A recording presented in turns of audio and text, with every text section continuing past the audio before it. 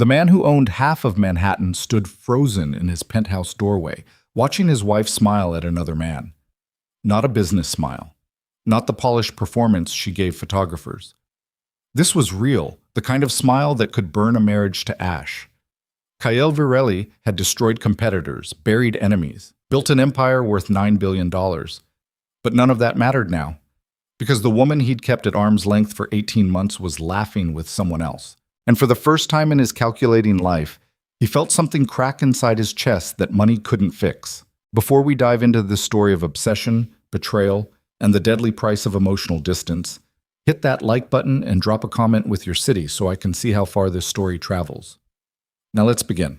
The acquisition closed at 4:47 p.m. on a Tuesday that smelled like victory and expensive scotch. Kael signed the final document with a pen worth more than most people's cars, transferring ownership of Meridian Technologies into his portfolio like a chess piece sliding across marble. His lawyers smiled. His competitors would be vomiting into trash cans by midnight. Another perfect execution. He left the conference room at Hartman and Cross without shaking hands, because Kael didn't do celebration rituals. Victory was expected, not remarkable. His driver waited outside with the Bentley idling, door already open, because everyone in Kael's orbit learned quickly that wasted seconds were expensive seconds. The ride back to the penthouse took 19 minutes through Manhattan traffic that parted for money the way water parted for stones. Kael scrolled through his phone, reading preliminary reports from his security team about tomorrow's board meeting, his mind already 3 moves ahead while the city slid past the tinted windows like a kingdom he'd conquered one building at a time. He thought about Seraphine for maybe 6 seconds during that drive, wondered if she'd eaten dinner, wondered if she'd notice he was home early, wondered if she'd care. Probably not. The elevator opened directly into the penthouse. 34th floor, floor-to-ceiling windows overlooking Central Park. Furniture that appeared in architectural magazines, silence that cost $7 million. Kael stepped inside expecting the usual emptiness, the usual stillness, the usual performance of a marriage that existed primarily for tax benefits and magazine covers. Instead, he heard laughter, real laughter, the kind that came from the gut, unpolished and completely wrong for this space designed to echo with expensive nothingness. Kael's hand froze on his briefcase.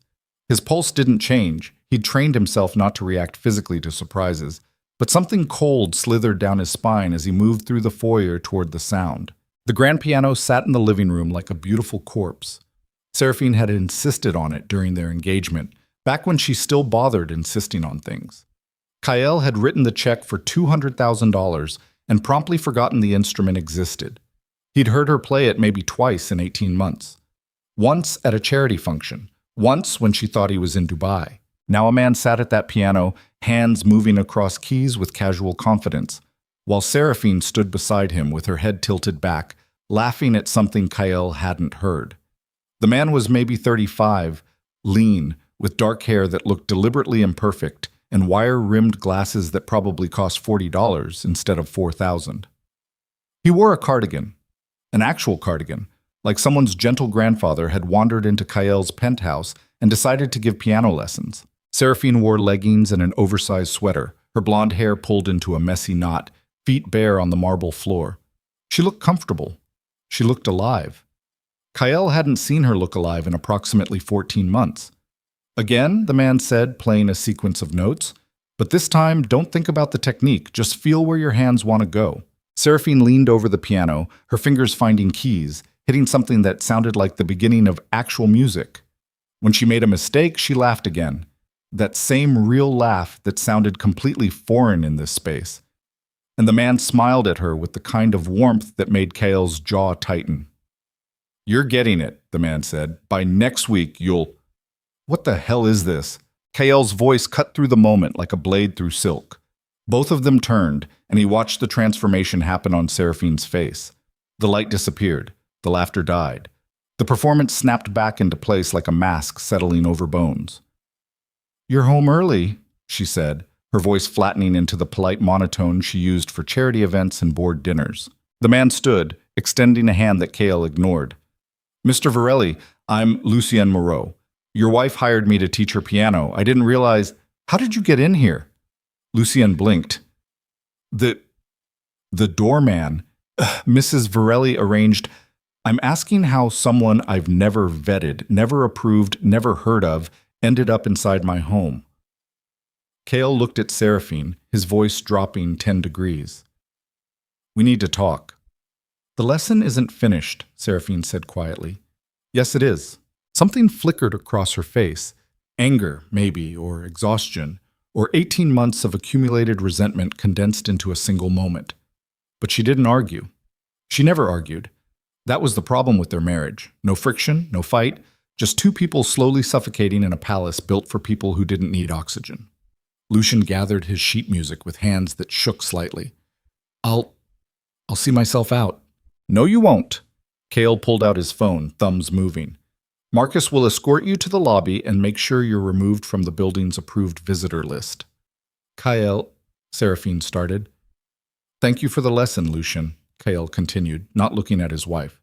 Send your final invoice to my assistant. Consider our arrangement terminated.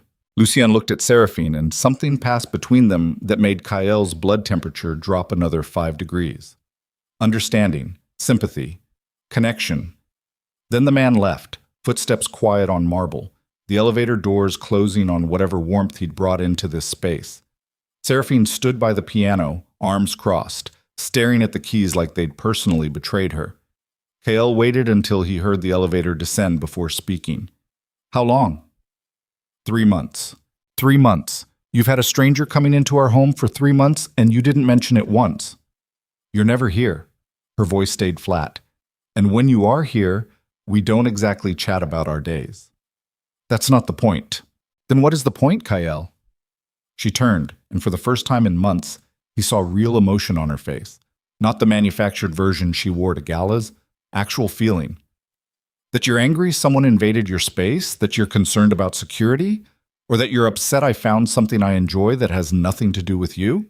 Kael set his briefcase down with precise control. I'm upset that my wife hired an unknown man to spend private time with her without a single conversation about basic security protocols. He's a piano teacher. You don't know that. I do, actually. Because I interviewed him. I checked his references. I made a decision about my own life without requiring your approval, which apparently is a crime in this marriage. There it was. The anger he'd been waiting for. The crack in the perfect veneer. Kael moved toward the windows, hands in his pockets, looking out at the city lights bleeding into dusk. I have enemies, Seraphine. Real enemies. People who would use you to destroy me if they found an opening. Then maybe you should have thought about that before you married me. I did think about it. That's why we have protocols, background checks, vetted staff, security measures that turned me into a prisoner. She laughed, but this time it sounded broken. Do you even hear yourself? You're talking about me like I'm an asset you need to protect. Not a person. Not your wife. Just another piece on your chessboard that might get stolen if you're not careful. Kael turned, looked at her. Really looked at her. She'd lost weight. When had that happened? Her collarbone showed sharp under the sweater. Dark circles lived under her eyes, barely covered by whatever makeup she'd stopped bothering to apply carefully. She looked tired. She looked lonely. She looked like someone who'd been drowning slowly while he counted his money. That's not fair, he said quietly. Fair. Seraphine walked toward him, and he saw her hands shaking. You want to talk about fair?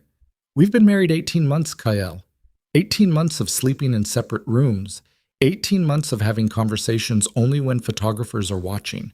18 months of you treating me like a beautiful liability you regret acquiring. When's the last time you touched me? And I don't mean for the cameras, I mean actually touched me because you wanted to. Kael's jaw tightened. That's not what this marriage is about.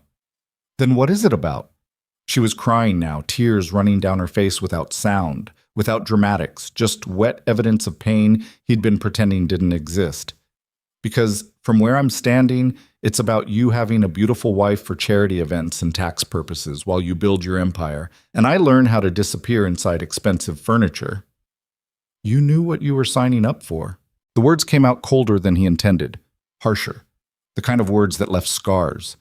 Seraphine stared at him. Then she laughed, a terrible sound worse than crying. You're right, she whispered. I did know. I just thought maybe you'd surprise me. Maybe you'd turn out to be human somewhere under all that ice. She walked past him, heading for the master bedroom they'd never shared. "Where are you going?" "Away from you." The door closed. Not slammed, just closed, quiet and final, like a tomb ceiling.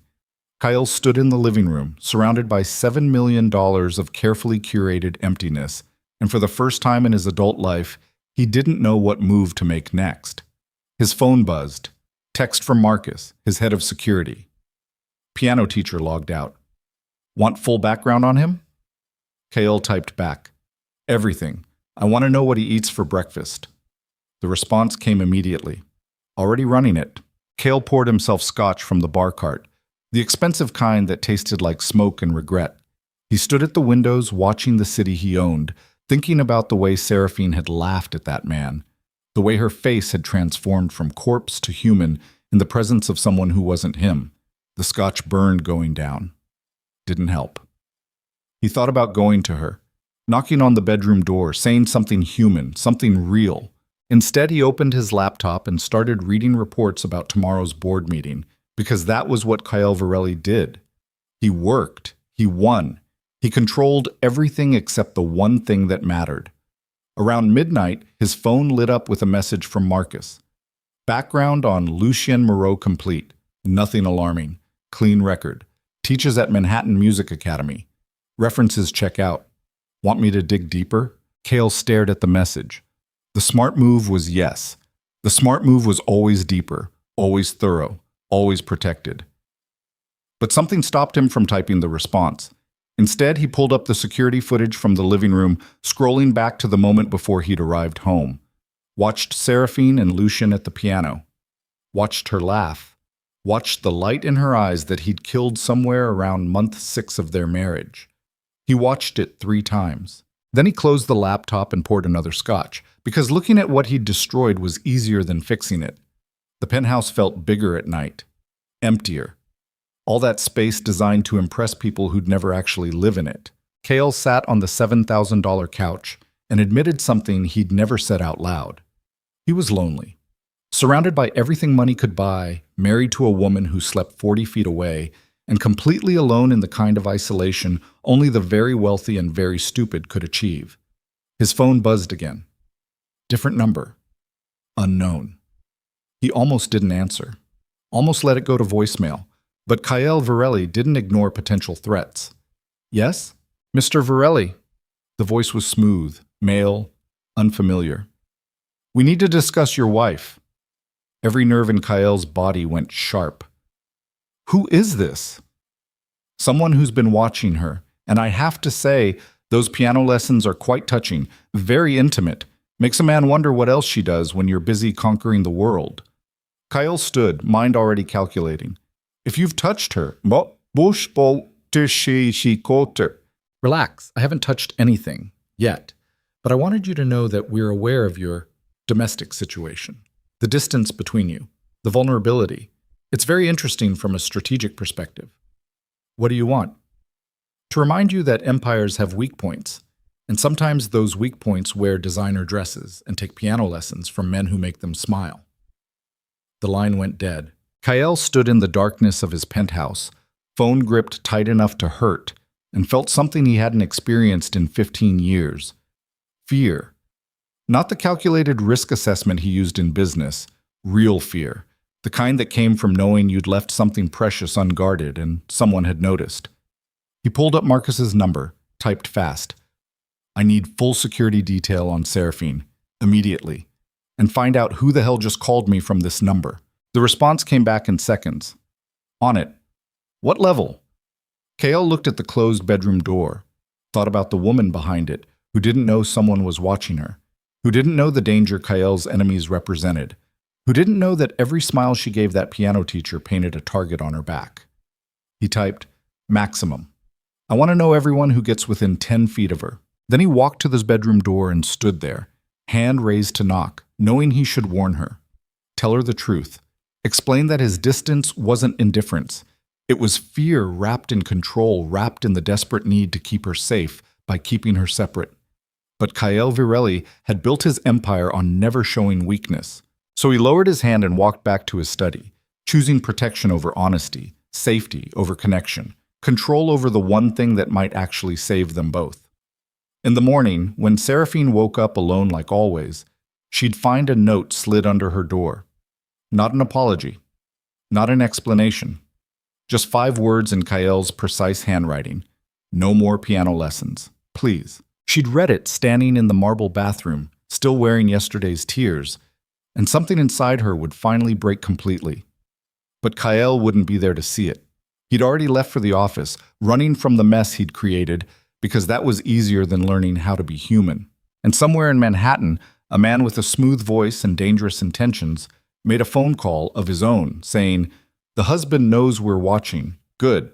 Let him panic. Panicked men make mistakes." The voice on the other end asked, "What about the piano teacher? Keep him in play. He's useful. The wife trusts him. Trust is valuable. And if Varelli tries to remove him, then we'll remind Mr. Varelli that he doesn't control everything, starting with the woman he forgot to love until someone else noticed her." The call ended. The city kept breathing. And in a penthouse overlooking Central Park, Seraphine stood holding a note that confirmed every fear she'd ever had about her marriage. Tears falling onto 5 words that meant, "I choose fear over you." She crumpled the paper and threw it in the trash. Then she pulled out her phone and sent a text to Lucian. "I'm sorry about yesterday. Can we reschedule the lesson?" His response came immediately. "Of course. Same time tomorrow?" Seraphine stared at the message, knowing what it meant, knowing the choice she was making, knowing that continuing these lessons meant declaring war on the distance Kael had built between them. She typed back, "Yes." And somewhere in a corner office 40 blocks away, Kael's phone lit up with an alert from the security system monitoring Seraphine's messages. He read her text to Lucian. Read her defiance. Read the beginning of the end of everything he'd tried to control. And for the second time in 12 hours, Kael Varelli felt the ground shift under his perfectly polished shoes, realizing too late that you can't protect someone you've already lost. The surveillance reports started arriving at 6 a.m., delivered to Kael's phone in 15-minute intervals, like clockwork, reminding him he'd become the kind of husband who spied on his own wife. 7:15. Subject departed residence. Black car service. Destination, Manhattan Music Academy. 7:42. Subject entered building. Met with Lucien Moreau in 3rd floor studio. 8:30. Subject still inside. No visual confirmation of activities. Kael sat in his office overlooking the city, coffee going cold in his hand, reading updates about his wife's piano lesson like military intelligence. Marcus had put 2 agents on her. Discreet, professional, completely invasive. The rational part of Kael's brain, the part that had built $9 billion through calculated decisions, knew this was insane, knew that surveilling Seraphine would only accelerate whatever collapse was already in motion. But the other part, the part that had received that phone call last night, couldn't stop thinking about smooth voices and threats and the way enemies found weak spots and exploited them until everything bled. His office door opened without knocking. Only one person had that privilege. "You look like hell," said Victoria Chen, his CFO, and the closest thing Kael had to a friend. She dropped a folder on his desk, then dropped herself into the leather chair across from him. "When's the last time you slept?"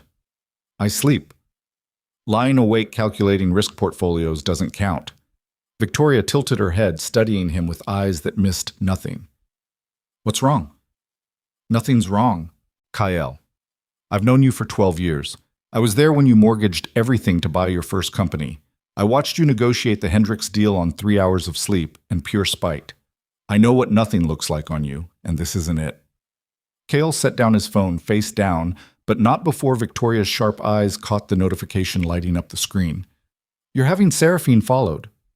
It wasn't a question. Kael said nothing. Victoria leaned back, arms crossed. "Jesus, what happened?" "I received a threat. Someone watching her. Someone who knew about..." He trailed off. "About the fact that your marriage is a beautiful disaster? About vulnerabilities. So your solution is to turn into a paranoid dictator?" Victoria's voice stayed level, but steel ran underneath. "You know what surveillance does to relationships, right? It kills them, efficiently. She's in danger. From what? A piano teacher? Or from you suffocating her until she can't breathe?" Kael's jaw tightened. You don't understand the kind of people who come after men like me, what they're capable of. Then tell her. Have an actual conversation instead of deploying agents like she's an enemy asset. I tried talking to her. No, you gave her orders. There's a difference. Victoria stood, smoothing her suit. Look, I don't do relationship advice, but I do know this. Whatever you're doing right now, it's going to blow up in your face. Probably soon. Probably spectacularly. She left, heels clicking on marble, and Kael returned to his phone where another update waited. 9:15. Subjects exited building together, proceeding to cafe on West 67th. His fingers moved before his brain could stop them, pulling up the security feed from the cafe. Marcus had cameras everywhere. One of the benefits of owning half the city was that surveillance was just another utility, like water or electricity. The feed showed Seraphine and Lucien at a corner table, 2 coffee cups between them. They weren't touching, weren't sitting too close. Nothing that would constitute evidence of anything except 2 people having coffee. But Seraphine was smiling, that real smile again, the one Kael hadn't seen directed at him in over a year. He watched Lucien say something, watched Seraphine laugh, her hand briefly touching Lucien's arm in that casual way people touched when they felt comfortable, when they felt safe. Kael's chest tightened. His phone rang. Marcus. Talk to me. We have a problem. Marcus's voice carried tension. That number from last night? It's a burner, but we traced the purchase location. Came back to a shell company connected to the Corsini syndicate.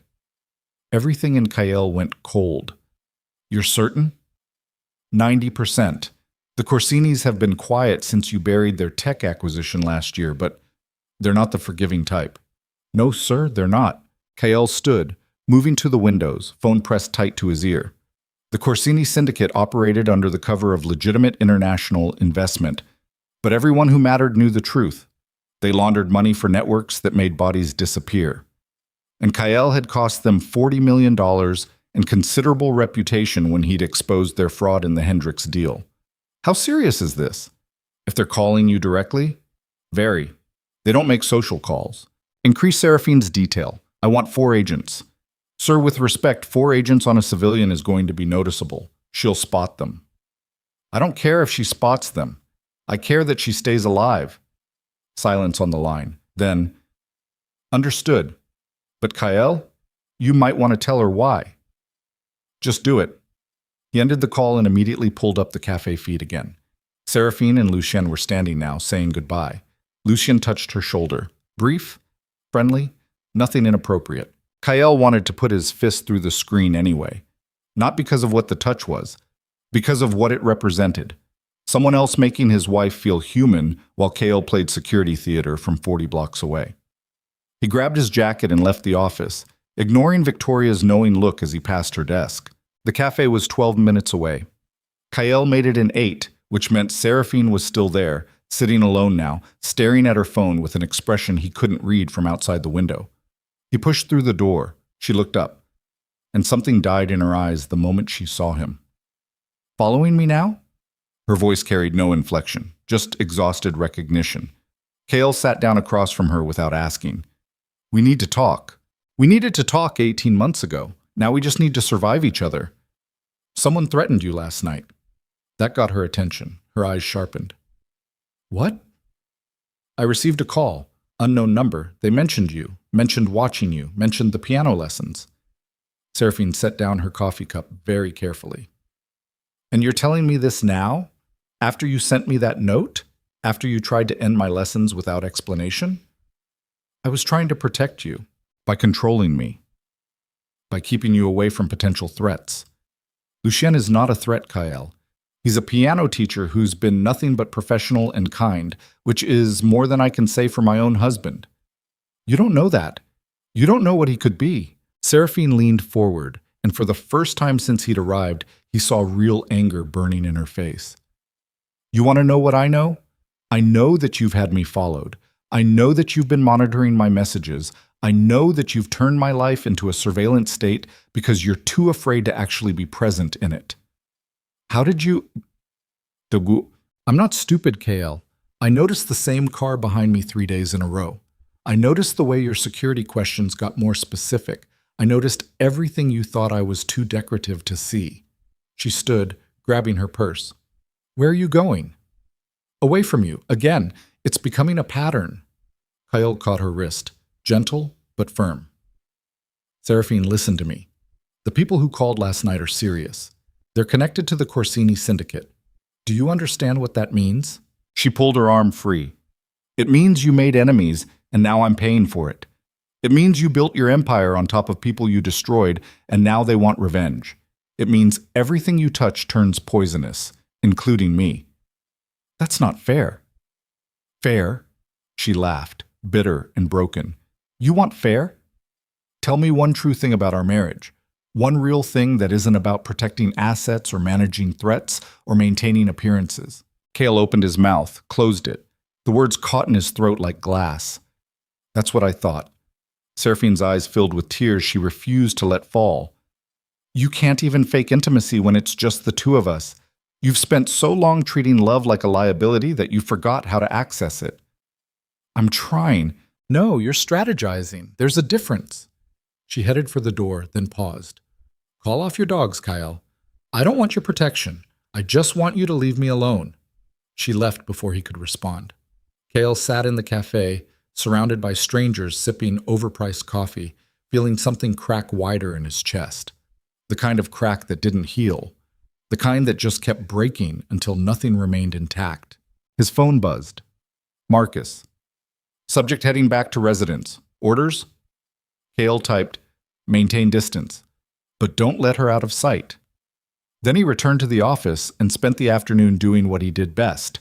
Working, winning, pretending the personal catastrophe unfolding in his marriage was just another problem requiring a strategic solution. But that night, alone in the penthouse while Seraphine hid in the master bedroom, Kael made a decision that would prove Victoria right about everything. He called Marcus. "I want a full investigation on Lucien Moreau, and I don't mean background check. I mean everything. Financial records, family connections, every person he's ever spoken to. I want to know if there's any connection to the Corsinis." "You think he's involved?" "I think coincidences don't exist at this level." "Understood. This will take a few days." "You have 24 hours. Kael ended the call and poured himself scotch, standing at the windows overlooking the city he'd conquered, wondering when exactly he'd become the kind of man who suspected everyone of betrayal. The answer came quickly, the moment he realized he had something worth losing. 3 days later, Marcus arrived at Kael's office with a tablet and an expression that meant bad news. "Talk to me." Marcus set the tablet on the desk, pulled up a file. "Lucien Moreau, age 36, teaches at Manhattan Music Academy, freelances on the side, clean record, no criminal history, references all check out exactly like we thought. But he has a sister, Elena Moreau, age 31, and she's got problems." Marcus swiped to another document. Bank statements, transaction records, credit reports that looked like crime scenes. Elena's into underground gambling, owes approximately $400,000 to various organizations, and 3 months ago she borrowed $200,000 from a loan operation connected to the Corsinis. Kael's voice went flat. "Yeah, she's drowning, making minimum payments, getting extension after extension, and Lucien's been helping her, depleting his own savings, taking extra work, trying to keep her afloat." Kael stared at the numbers, mind already calculating. "So the Corsinis have leverage on Lucien through his sister." "It's possible. It's probable." Kael stood, pacing. "They threaten Elena. Lucien does what they say to protect her. They tell him to get close to Seraphine. He manufactures the piano lessons, gains her trust, becomes exactly the kind of vulnerability they can exploit. It's also possible," Marcus said carefully, "that he's just a piano teacher whose sister has a gambling problem." "I don't believe in coincidences." "I know, but Kael, even if you're right, what's your move here? You tell Seraphine her piano teacher might be a plant? She already thinks you're paranoid. This will just confirm it. Or it will prove I was right to be careful. Or it will push her further away." Kael looked at Marcus. "What would you do?" Marcus hesitated, then, "I'd tell her the truth, all of it. The threats, the surveillance, the investigation. I'd sit her down and have the conversation you've been avoiding for 18 months. Because right now, you're trying to protect her from dangers she doesn't know exist, which makes you look controlling instead of concerned. She won't listen. You won't know until you try. That night, Kael waited for Seraphine in the living room. She came home at 8, still wearing that distant expression she'd perfected over months of living with a husband who treated conversation like contract negotiation. We need to talk. We've established that talking isn't your strength. She moved toward her bedroom. Lucien's sister owes money to the Corsini syndicate. Seraphine stopped, turned. What? Kael stood, hands in pockets, forcing himself to maintain eye contact. I had him investigated. His sister Elena is $400,000 in debt, 200 of it owed to loan operations connected to the people who threatened you, the people who have been watching us. You investigated my piano teacher. I investigated a potential threat. He's not a threat, Kael. He's a man trying to help his sister. Or he's a man being used by people who want to destroy me through you. Seraphine stared at him, and he watched realization dawn across her face. Not agreement, horror. You actually believe that. You actually think Lucien, a kind, gentle man who's shown me more human warmth in 3 months than you've managed in 18, is some kind of operative sent to manipulate me. I think the Corsinis are smart enough to use genuine people for dirty work. I think they found Lucien's vulnerability and exploited it. I think they sent him to you specifically because they knew you were lonely, and I was too stupid to notice. Too stupid or too indifferent. The words landed like bullets. Both, Kael admitted quietly. Both. Seraphine's eyes filled with tears. Do you understand what you're doing? You're taking the one good thing in my life right now, the one person who makes me feel seen, and poisoning it with paranoia and suspicion. I'm trying to keep you safe. No, you're trying to keep me controlled. There's a difference. She walked toward him, and he saw 18 months of pain written across her face. You don't get to ignore me for over a year and then suddenly decide I need protecting. You don't get to treat me like furniture and then act shocked when I find humanity somewhere else. I never treated you like furniture. Then what did you treat me like, Kael? Because from where I'm standing, I've been nothing but an attractive accessory you wheel out for important events. A tax benefit with a pulse. That's not true. Then tell me one personal thing you know about me. Something real. Not my dress size or my schedule or my social security number. Something that matters. Kael opened his mouth. Nothing came out, because the truth was devastating. He'd spent 18 months married to Seraphine Vale and knew almost nothing about the woman underneath the perfect exterior he'd helped create. That's what I thought, Seraphine's voice cracked. You can't even fake it anymore. She turned toward her bedroom again, and Kael felt something inside him break completely. Not crack. Break. The kind of structural failure that brought buildings down. I was protecting you from myself. The words came out raw. Unplanned. True. Seraphine stopped but didn't turn around. I kept you at a distance, Kael continued, because I knew what my enemies were capable of. I've seen what happens to people these organizations target. I've seen families destroyed, lives ruined, bodies that never get found. And I thought if I kept you separate, kept you safe behind walls and security and emotional distance, then maybe you'd survive being married to me. So you chose fear over love. I chose your survival over my happiness. Without asking me. She turned now, tears streaming down her face. You decided unilaterally that our marriage would be a performance, that we'd live like strangers, that you'd protect me by making sure I never got close enough to matter. Yes. And it never occurred to you that loneliness might be its own kind of death? Kael had no answer for that. Seraphine wiped her face with shaking hands. I'm leaving. What? I'm leaving. Tonight. I can't do this anymore. I can't live in this beautiful prison being protected from threats I don't understand by a husband who won't let me close enough to care. Panic flooded Kael's system. Real panic, the kind that made his hands shake. Seraphine, if you leave, you're more vulnerable. The Corsinis will do what they're going to do regardless. Because this isn't about me, Kael. It never was. It's about you, your enemies, your empire, your choices. I'm just collateral damage. Where will you go?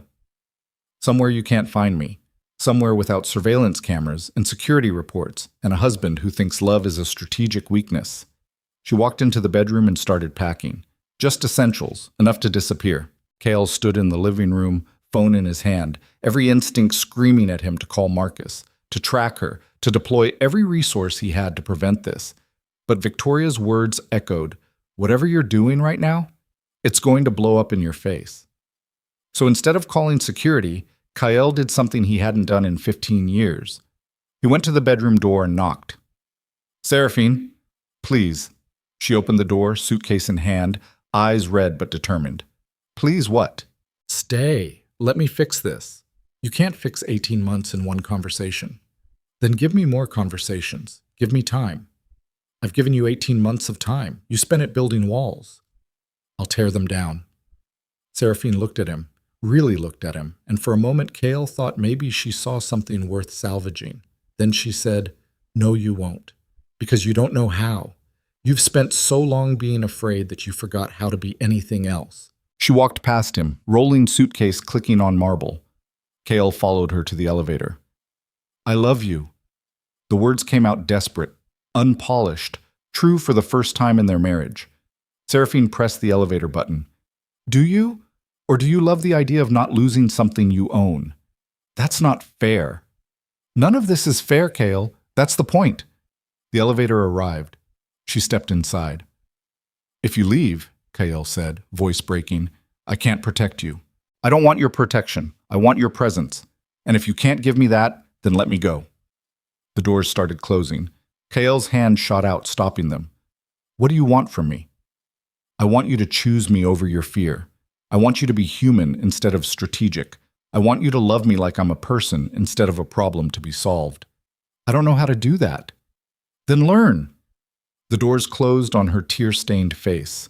Kael stood in the foyer, alone in the penthouse they'd shared like strangers, and felt his empire mean absolutely nothing. His phone buzzed. "Marcus, do you want me to follow her?" Kael stared at the message. Every calculation in his brain said yes. Every instinct screamed to track her, protect her, keep her under surveillance until the threat passed.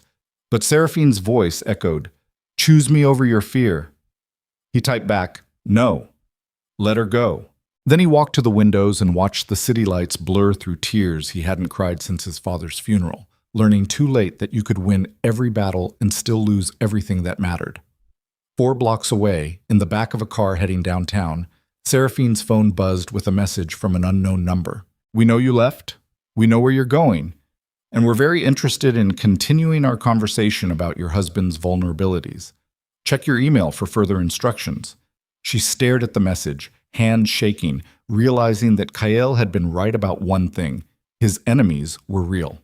And now she was alone with them. Seraphine stared at the message on her phone screen, the words burning into her retinas like acid. The car stopped at a red light and she looked out at Manhattan streaming past. Neon signs, crowds, normal people living normal lives where anonymous threats didn't arrive via text message. Her finger hovered over Kael's contact. One call. That's all it would take. But then she'd be proving him right, proving that she couldn't survive without his protection, his surveillance, his suffocating control disguised as concern. She opened her email instead. One new message. No subject line. Sender. Redacted. The email contained a single photograph and 3 sentences. The photograph showed her sitting in the cafe with Lucien 3 days ago. Clear shot. Professional quality. The kind of surveillance that costs serious money. The sentences read, "Your husband thinks he's protecting you. He's not. Meet us tonight at Pier 47, Warehouse 12, 11 p.m., or we'll show you exactly how vulnerable you really are." Seraphine's hand shook so badly she nearly dropped the phone. The car pulled up to the address she'd given, a small apartment building in Greenwich Village that her college roommate had offered to sublet.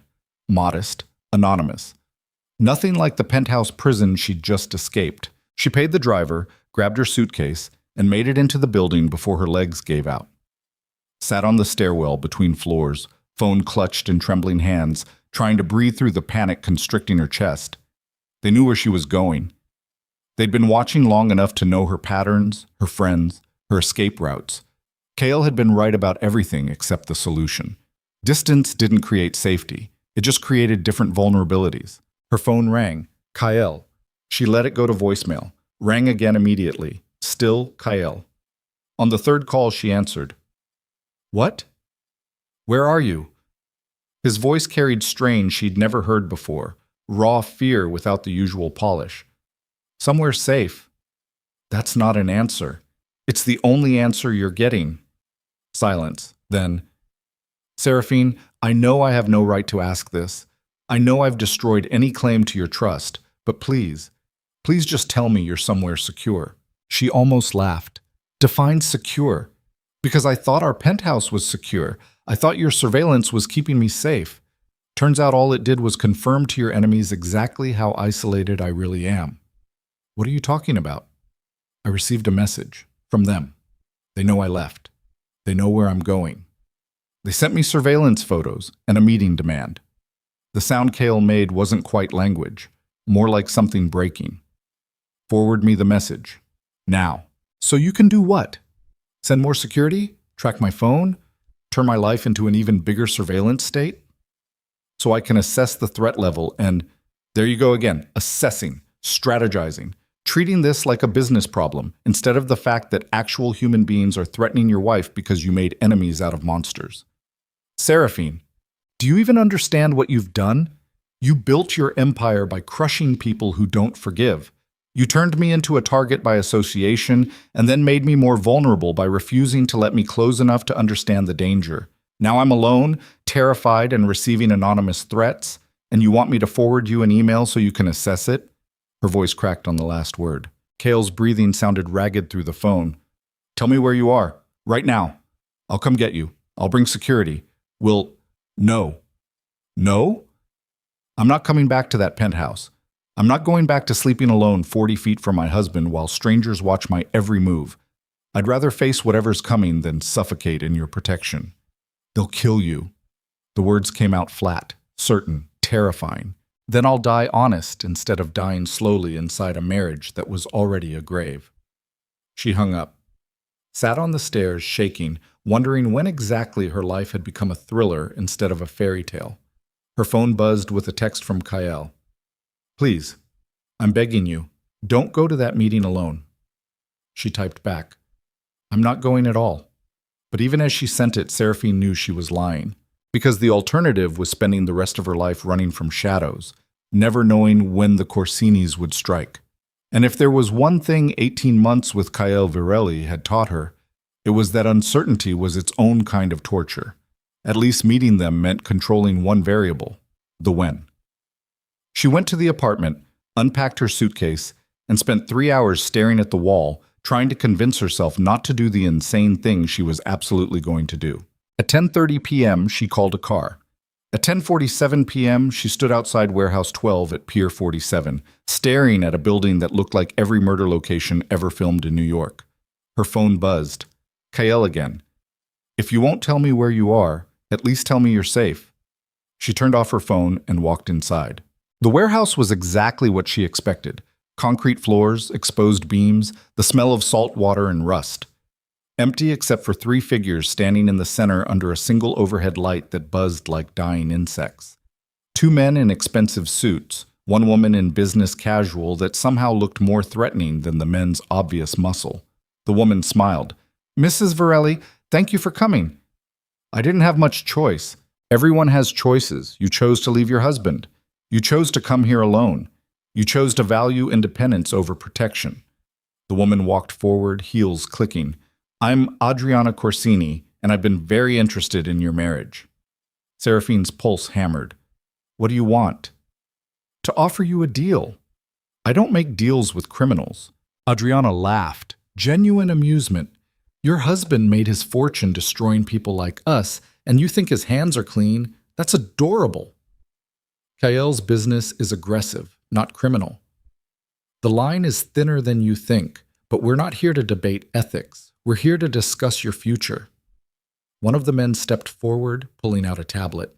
Adriana took it, swiped through screens, then turned it toward Seraphine. Financial records, transaction histories, offshore accounts, all bearing Kael's digital signature. Your husband, Adriana said calmly, has been systematically destroying our operations for 2 years. Not through legal channels, through blackmail, bribery, and carefully orchestrated violence that never traces back to him. I don't believe you. You don't have to believe me. The evidence speaks for itself. Adriana swiped to another screen. Surveillance photos. Men in alleys, transfers of cash, documents with Kael's handwriting. Your husband isn't the civilized billionaire the media portrays. He's a man who learned to fight dirty and never stopped. Seraphine's stomach turned. Even if this is true, what does it have to do with me? Because you're his weakness, and weakness is leverage. Adriana set down the tablet. Here's my offer. You help us access certain financial records that Kael keeps encrypted. In exchange, we leave you alone. You get your divorce, your freedom, your life back. No threats, no surveillance, no more being collateral damage in someone else's war. You want me to betray my husband? I want you to save yourself. Adriana's voice softened. Look at you. You're terrified, alone, trapped in a marriage that's been dead for over a year. Kael doesn't love you. He loves controlling you. And the moment you became inconvenient, he turned you into a prisoner. He was trying to protect me. Was he? Or was he protecting his assets? Because from where I'm standing, you're not a wife. You're a liability he keeps secured. The words landed too close to Seraphine's own thoughts. What happens if I refuse? Adriana smiled, and it was the coldest thing Seraphine had ever seen. Then we make you wish you'd cooperated. We hurt the people you care about. Your college roommate who's subletting you that apartment, your mother in Connecticut, that sweet piano teacher you've been spending time with. Lucien has nothing to do with this, doesn't he? Adriana pulled out her phone, showed Seraphine a photo, Lucien entering a building she didn't recognize. We've been watching him too. Did you know his sister owes us money? Did you know we've been using that debt to ensure his cooperation? Everything inside Seraphine went numb. What are you talking about? Lucien Moreau has been reporting on you for 3 months. Every lesson, every conversation, every smile. He's been feeding us information about your marriage, your vulnerabilities, your emotional state, all to protect his sister from consequences she earned through her own stupidity. Seraphine felt the floor shift under her feet. You're lying. Am I? Adriana swiped to another screen. Text messages. Lucien's number. Messages to an unknown contact detailing Seraphine's schedule, her conversations, her growing distance from Kael. Your husband was right to be paranoid. He just didn't realize how thoroughly we'd already infiltrated your life. Seraphine's vision blurred. The one person who'd made her feel human in 18 months. The one genuine connection she'd found, manufactured, weaponized, false. Why are you telling me this? Because I want you to understand that Kael isn't the villain here. He's just another player in a game we're all trapped in, and the smart move is to pick the winning side. And if I don't? Adriana's smile disappeared. Then tomorrow morning, your mother's house burns down with her inside it. The day after, Lucien's sister disappears.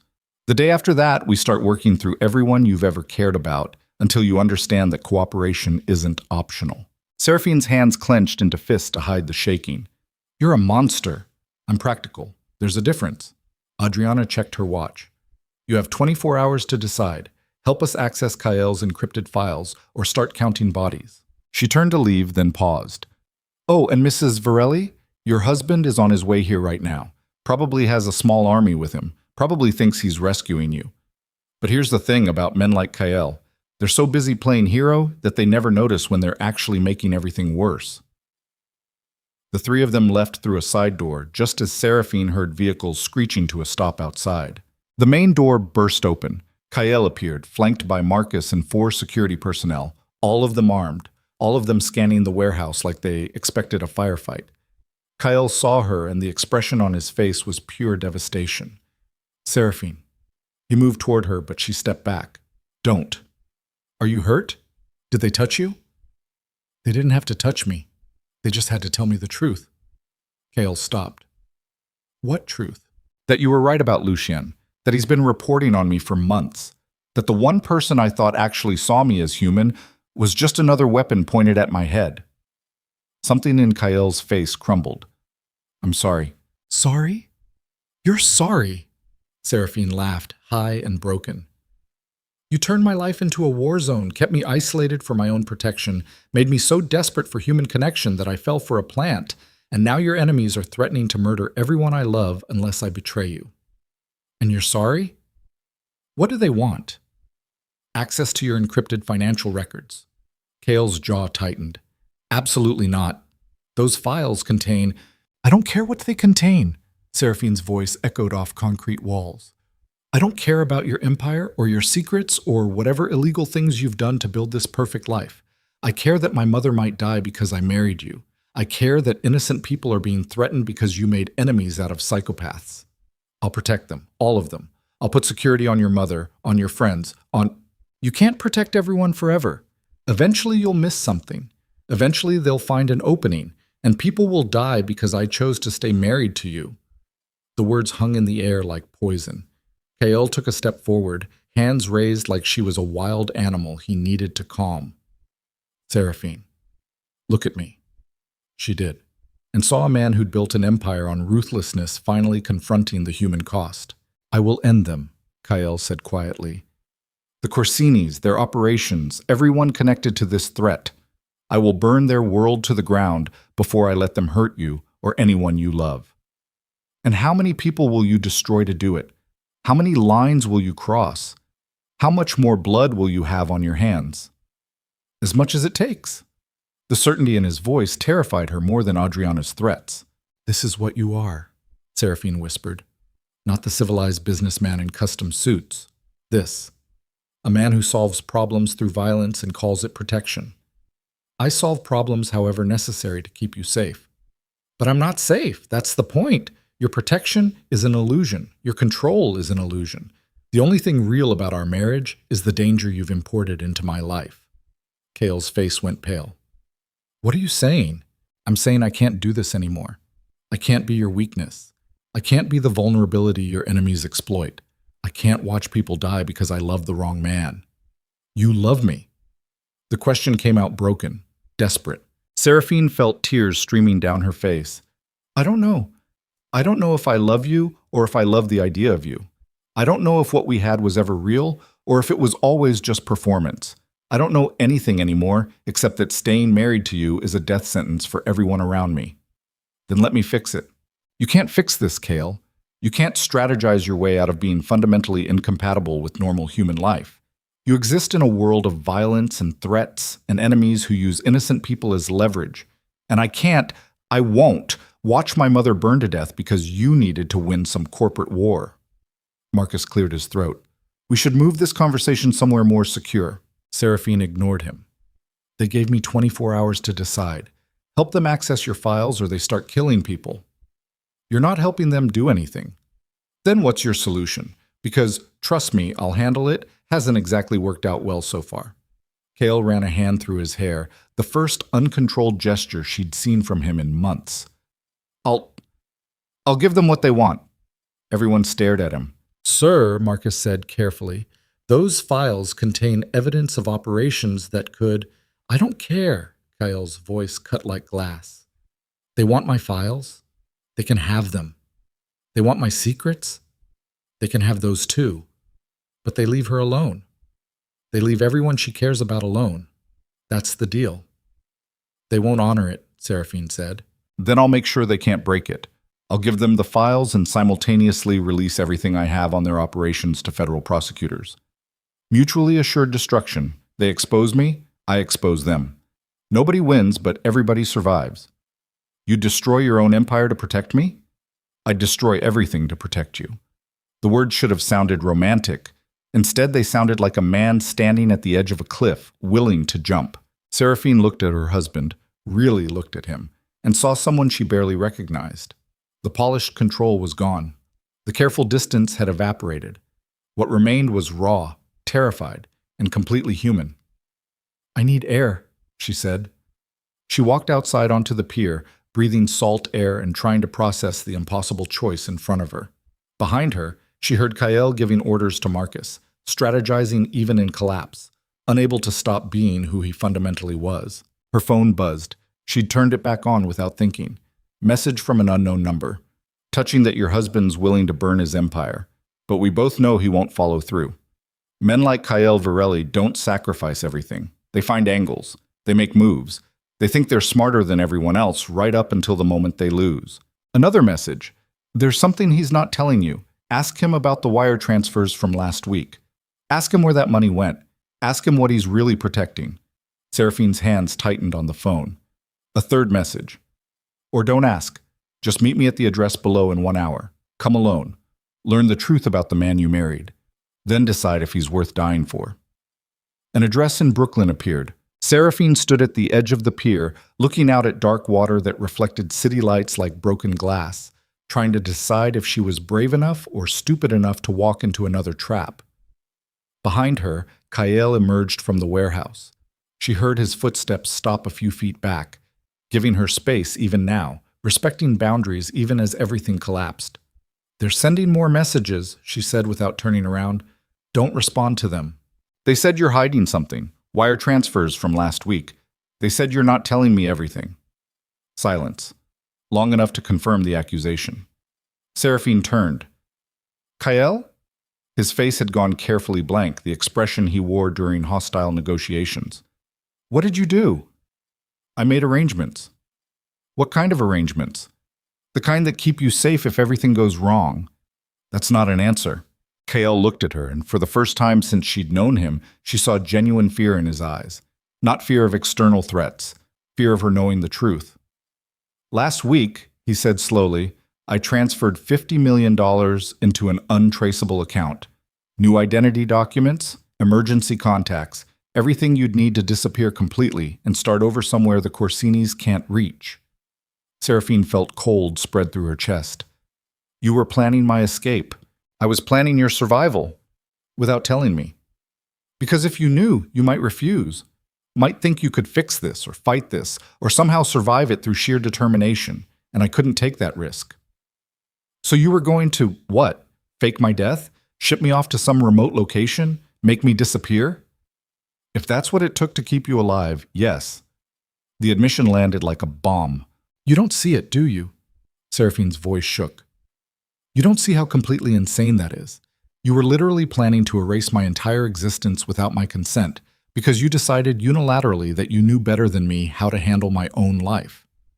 I know it sounds like kidnapping, Kael. It sounds like the behavior of someone who's lost touch with reality. It sounds like you've become exactly the kind of monster you claim to be protecting me from. That's not fair. None of this is fair." She moved toward him, anger finally burning through the fear. "You've spent 18 months treating me like property to be secured. You've monitored me, investigated my friends, planned my disappearance, and now you're offering to destroy your empire. And through all of it, through every single decision, you never once asked me what I wanted. You never treated me like a partner. You never gave me a choice. Because the choices would get you killed. Then let me die making my own decisions instead of living as your prisoner." The words echoed across the pier. Kael stared at her, breathing hard, looking like she'd physically struck him. "Is that really what you want?" His voice came out barely above a whisper. "To die rather than accept my protection?" "I want to live, Kael. Actually live. Not just survive inside whatever cage you've built to keep me safe. I want to make my own choices, even if they're dangerous. I want to be treated like a human being instead of a valuable asset. I want—" She trailed off, tears streaming. "I want a husband who trusts me enough to include me in decisions about my own life. I was trying to save you by erasing me." The truth of it seemed to hit Kael like a freight train. She watched him process it, watched the careful logic that governed his world crack against the reality of what he'd become. "I don't know how to do this," he said finally. "I don't know how to love someone without trying to control every variable. I don't know how to be vulnerable without treating it as strategic weakness. I don't know," his voice broke. "I don't know how to be the man you need instead of the man I've become." Seraphine wiped her face with shaking hands. "Then maybe we're not meant to survive this." Her phone buzzed again. The Brooklyn address. A new message. "Time's running out. Come now or never know the truth." She looked at the message, looked at Kael, looked at Marcus and the security team hovering like an armed reminder of everything wrong with their life. "I'm going to meet them." "Seraphine, no, I'm going alone. Without your security, without your surveillance, without your protection. I'm going to hear what they have to say, and then I'm going to make my own decision about what happens next. They'll kill you. Maybe. Or maybe they'll tell me something that makes sense of this nightmare. Either way, it'll be my choice. She started walking toward the street. Kael followed. I can't let you do this. You don't have a choice. The hell I don't. He moved in front of her, blocking her path. You want to make your own decisions? Fine. But I won't stand by and watch you walk into an execution. Then stop me. The challenge hung between them. Kael could stop her, physically restrain her, call security, deploy every resource to keep her contained. But they both knew that if he did, whatever remained of their marriage would die right there on the pier. Please, he said, and the word sounded like it was killing him. Please don't do this. Seraphine looked at the man she'd married.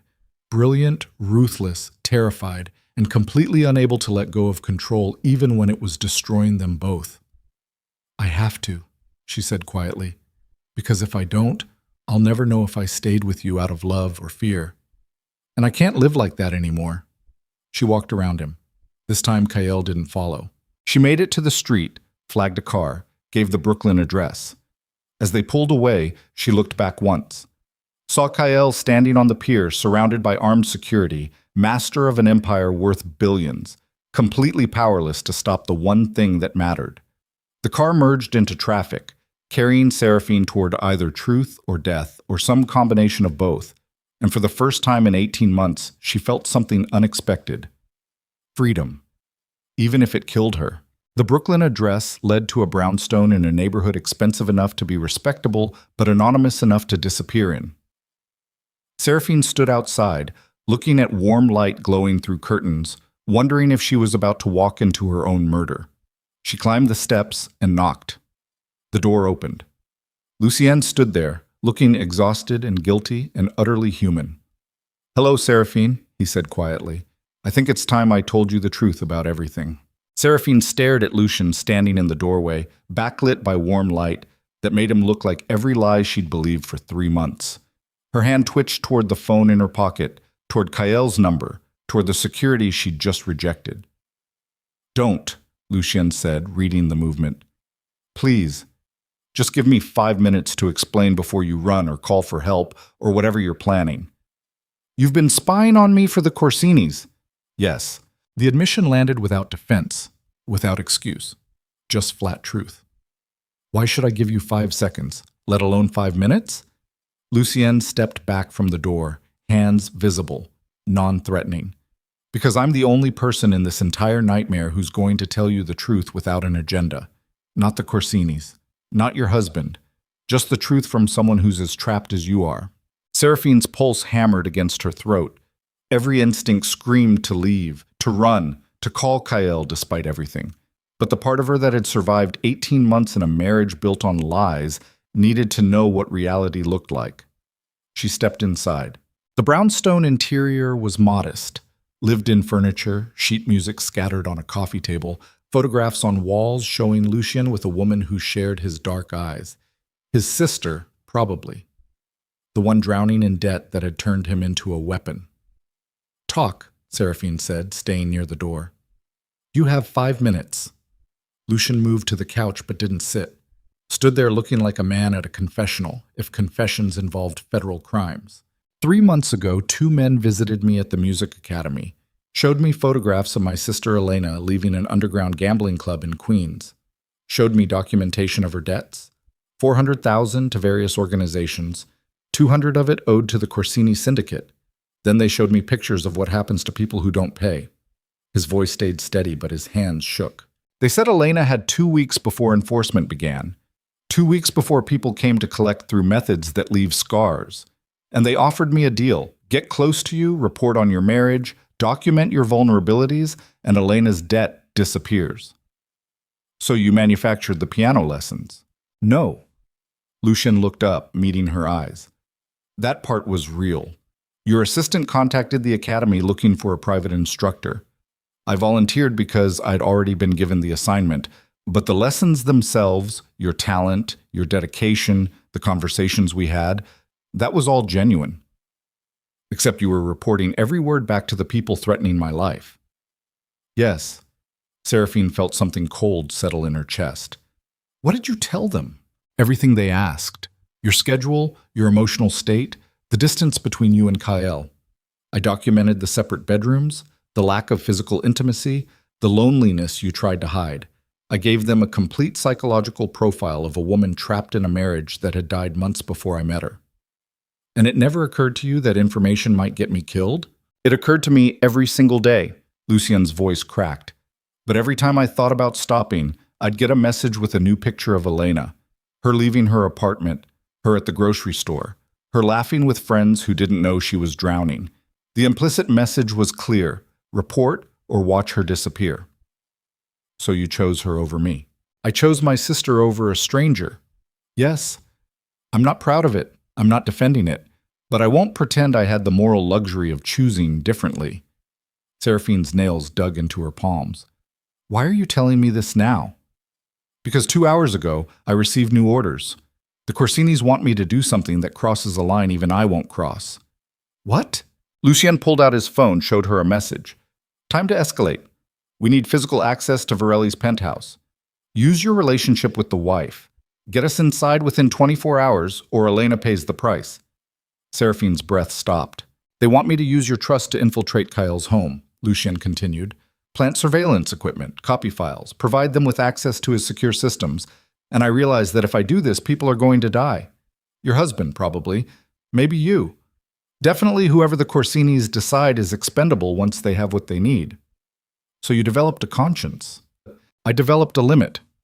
He set down the phone. I'll carry a lot of sins for my sister. I'll spy, I'll manipulate, I'll betray trust, but I won't be the reason people get murdered. That's where I draw the line. How noble. The sarcasm came out sharp enough to cut. Lucien absorbed it without flinching. I'm not asking for forgiveness. I'm offering you information. The Corsinis have been planning this for months. You were never collateral damage. You were always the target. They studied your marriage, identified the weakness, and positioned me to exploit it. Your husband's paranoia wasn't paranoia. It was pattern recognition. Then why come to me? Why not go to Kael with all this? Because Kael's solution will be to destroy them, burn down their organization, salt the earth, leave bodies everywhere. And my sister is tied into their network. If he goes to war, Elena dies in the crossfire. Seraphine laughed, bitter, broken sound. So even now, you're trying to manipulate me. Use my compassion to protect your sister while Kael's enemies close in. I'm trying to find a solution where fewer people die. Lucien met her eyes. The Corsinis gave me 24 hours, but they gave you the same deadline, which means we have maybe 12 hours before both ultimatums expire and everything goes to hell. What are you proposing? I don't know. That's the problem. I'm a piano teacher who got pulled into a war between billionaires and criminals. I have information but no power. You have access but no training. And Kael has resources but no flexibility. Separately, we all lose. Together, maybe we survive. Seraphine wanted to walk out, wanted to call Kael, let him handle it with the brutal efficiency he'd promised, wanted to return to the safety of surveillance and control, even knowing it was an illusion. But something stopped her. Maybe it was the exhaustion of being protected without being consulted. Maybe it was the desperate need to make one decision, just one, that was entirely her own. Maybe it was the look in Lucien's eyes that said he understood what it felt like to be a pawn pretending to be a player. Tell me everything you know about their operation, she said. Structure, personnel, where they keep records, everything. Why? Because if we're going to stop them, we need to stop them permanently. And that means finding leverage that even the Corsinis can't ignore. Lucien stared at her. You're talking about going after them directly. I'm talking about ending this without my husband committing mass murder, or your sister disappearing, or me spending the rest of my life running from shadows. That's insane. Probably, but I'm done letting other people make choices about my survival, so either help me or get out of my way. Something shifted in Lucien's expression. Respect, maybe.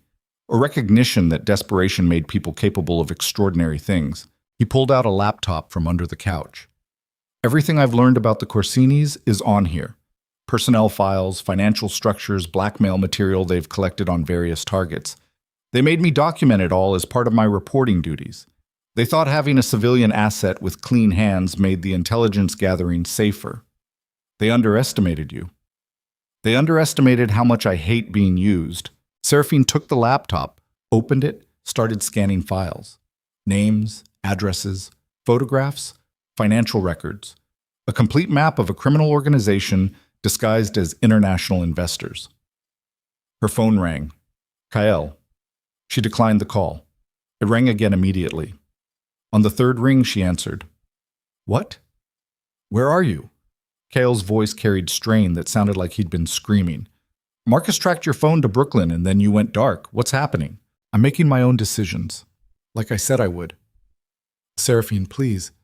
I'm with Lucy Ann. Silence. Dangerous silence. The kind that preceded explosions. I'm coming to get you. No, you're not.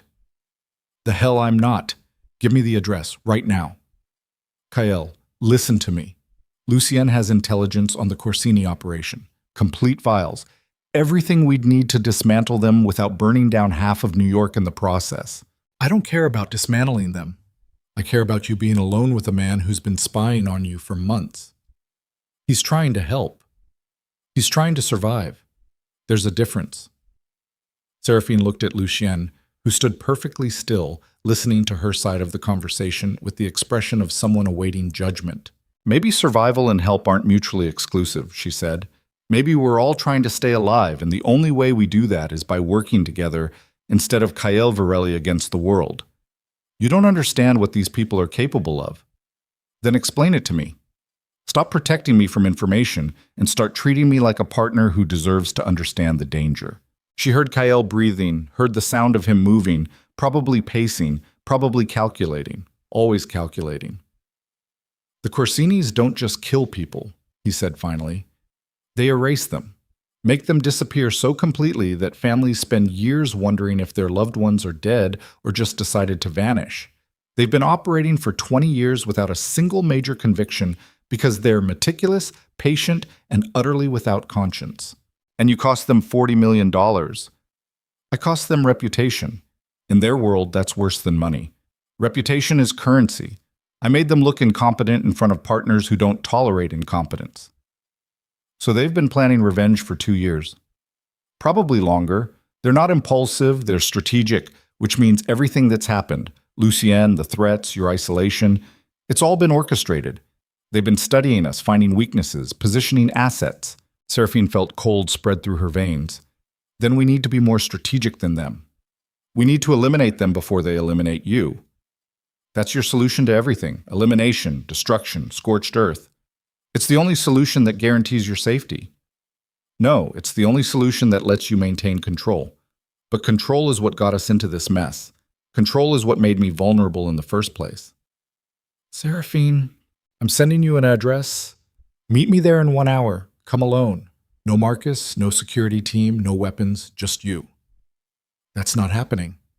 Then I'll do this without you. Lucien and I will take the intelligence we have, find a way to leverage it, and solve this problem ourselves. You'll get yourself killed. Maybe. But it'll be my choice. She hung up before he could respond. Lucien was staring at her. You just told Kael Varelli to come unarmed to a meeting arranged by his wife and the man who's been spying on her. That's either brilliant or suicidal.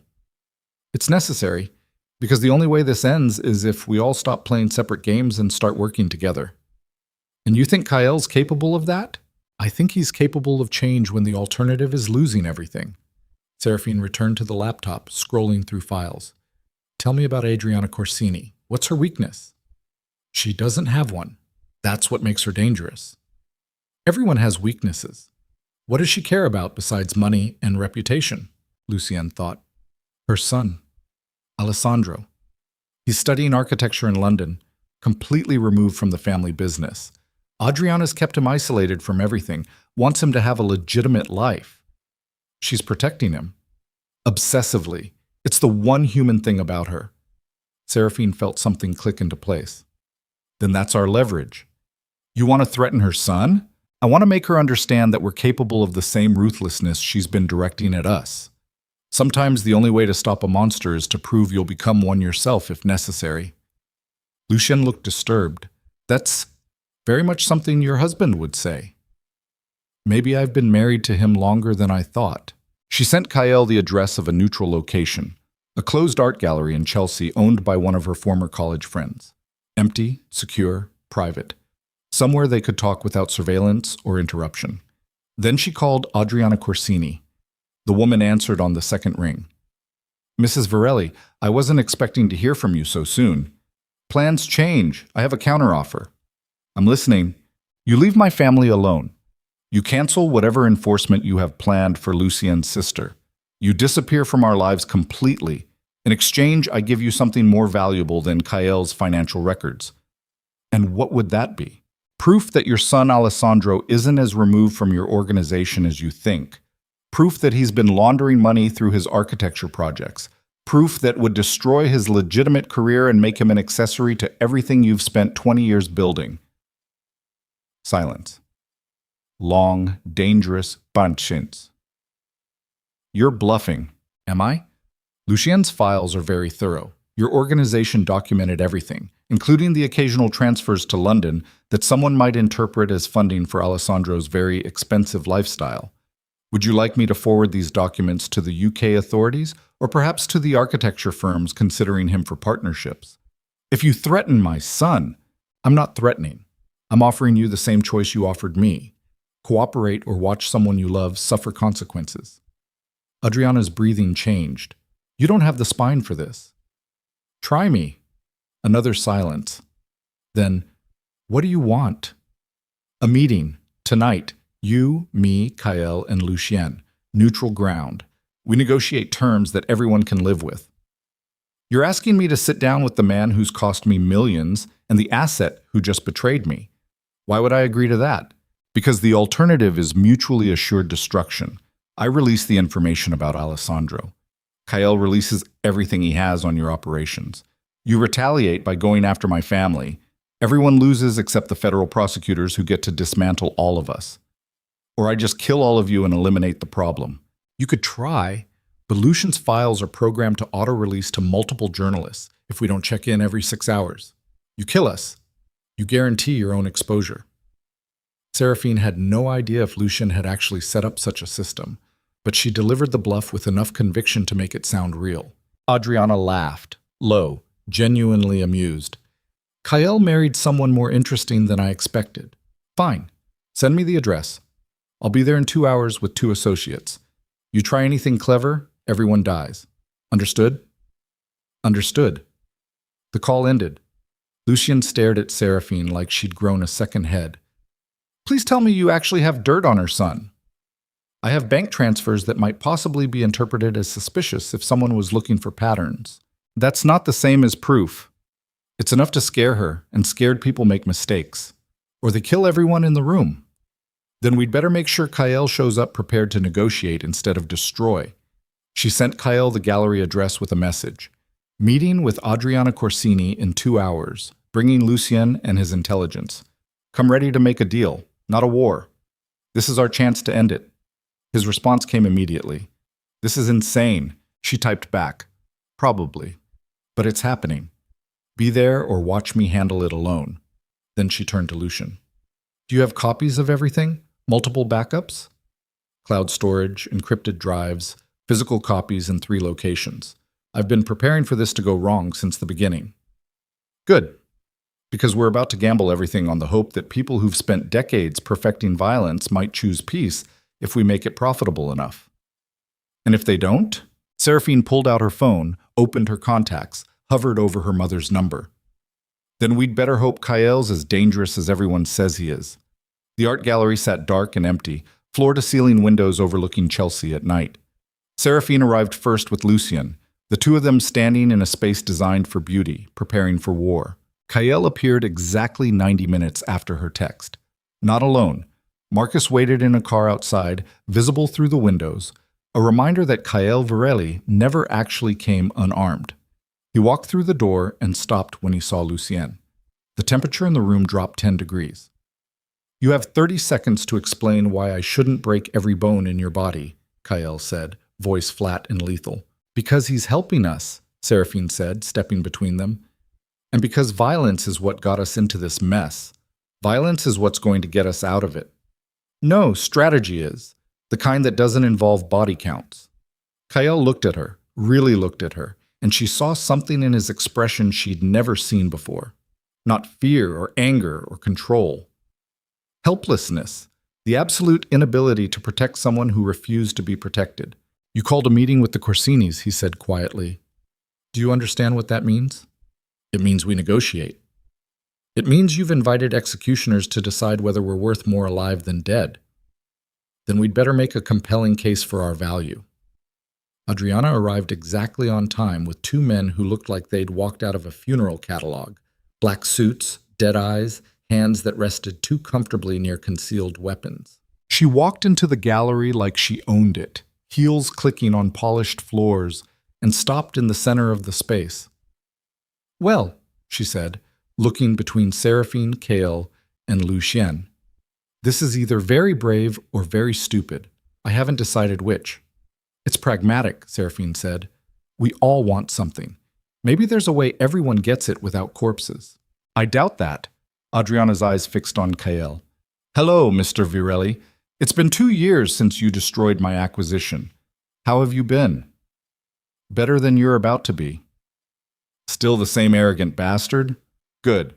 I'd hate to negotiate with someone who'd lost his edge."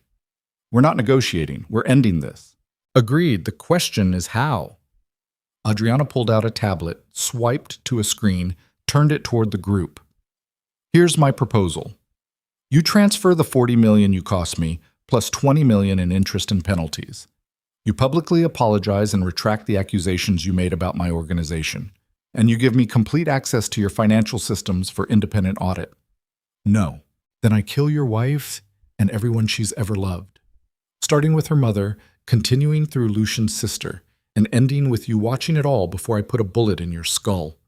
Kael moved forward, and Seraphine saw murder in his eyes. "Stop," she said, hand on his chest. "Both of you. This isn't negotiation. This is just posturing." "Then what would you call negotiation?" Adriana asked. "Finding common ground. You want compensation for what Kael cost you. He wants security for his family. I want to stop being a weapon pointed at my own husband. Lucien wants his sister safe. There has to be a solution where everyone gets something." "There isn't." Adriana's voice stayed cold. "Because what I want is Kael Virelli destroyed. I want his empire in ruins. I want him to understand what it feels like to lose everything because someone decided he was expendable. Money doesn't cover that. Only blood does." "Then you're not getting what you want," Kael said, "because I'll burn everything to ash before I let you touch her." "How romantic and how predictable." Adriana looked at Seraphine. "Is this really the man you want to save? Someone who solves every problem with threats and violence?" "He's the man I married. For better or worse, that means something." "Even after everything? The surveillance, the isolation, the fundamental inability to treat you like a partner?" "Even after everything." Seraphine surprised herself with the conviction in her voice, because somewhere in the chaos, watching Kael stand ready to destroy his empire to protect her, she'd realized something. He was trying, badly, clumsily, with all the emotional intelligence of a corporate raider, but trying nonetheless. And maybe that was enough. Adriana studied her. "You're more loyal than smart." "Maybe. Or maybe I just understand that nobody here wins if this turns into a bloodbath. Some of us are willing to accept that outcome." "But you're not." Seraphine pulled out her phone, pulled up the files Lucien had given her. "Because if you were willing to burn everything, you wouldn't have kept your son separate from your organization. You wouldn't have protected Alessandro from the family business. You wouldn't have spent 20 years building an empire you hope he never has to inherit." Adriana's expression went very still. "I have documentation," Seraphine continued, "that could end his legitimate career.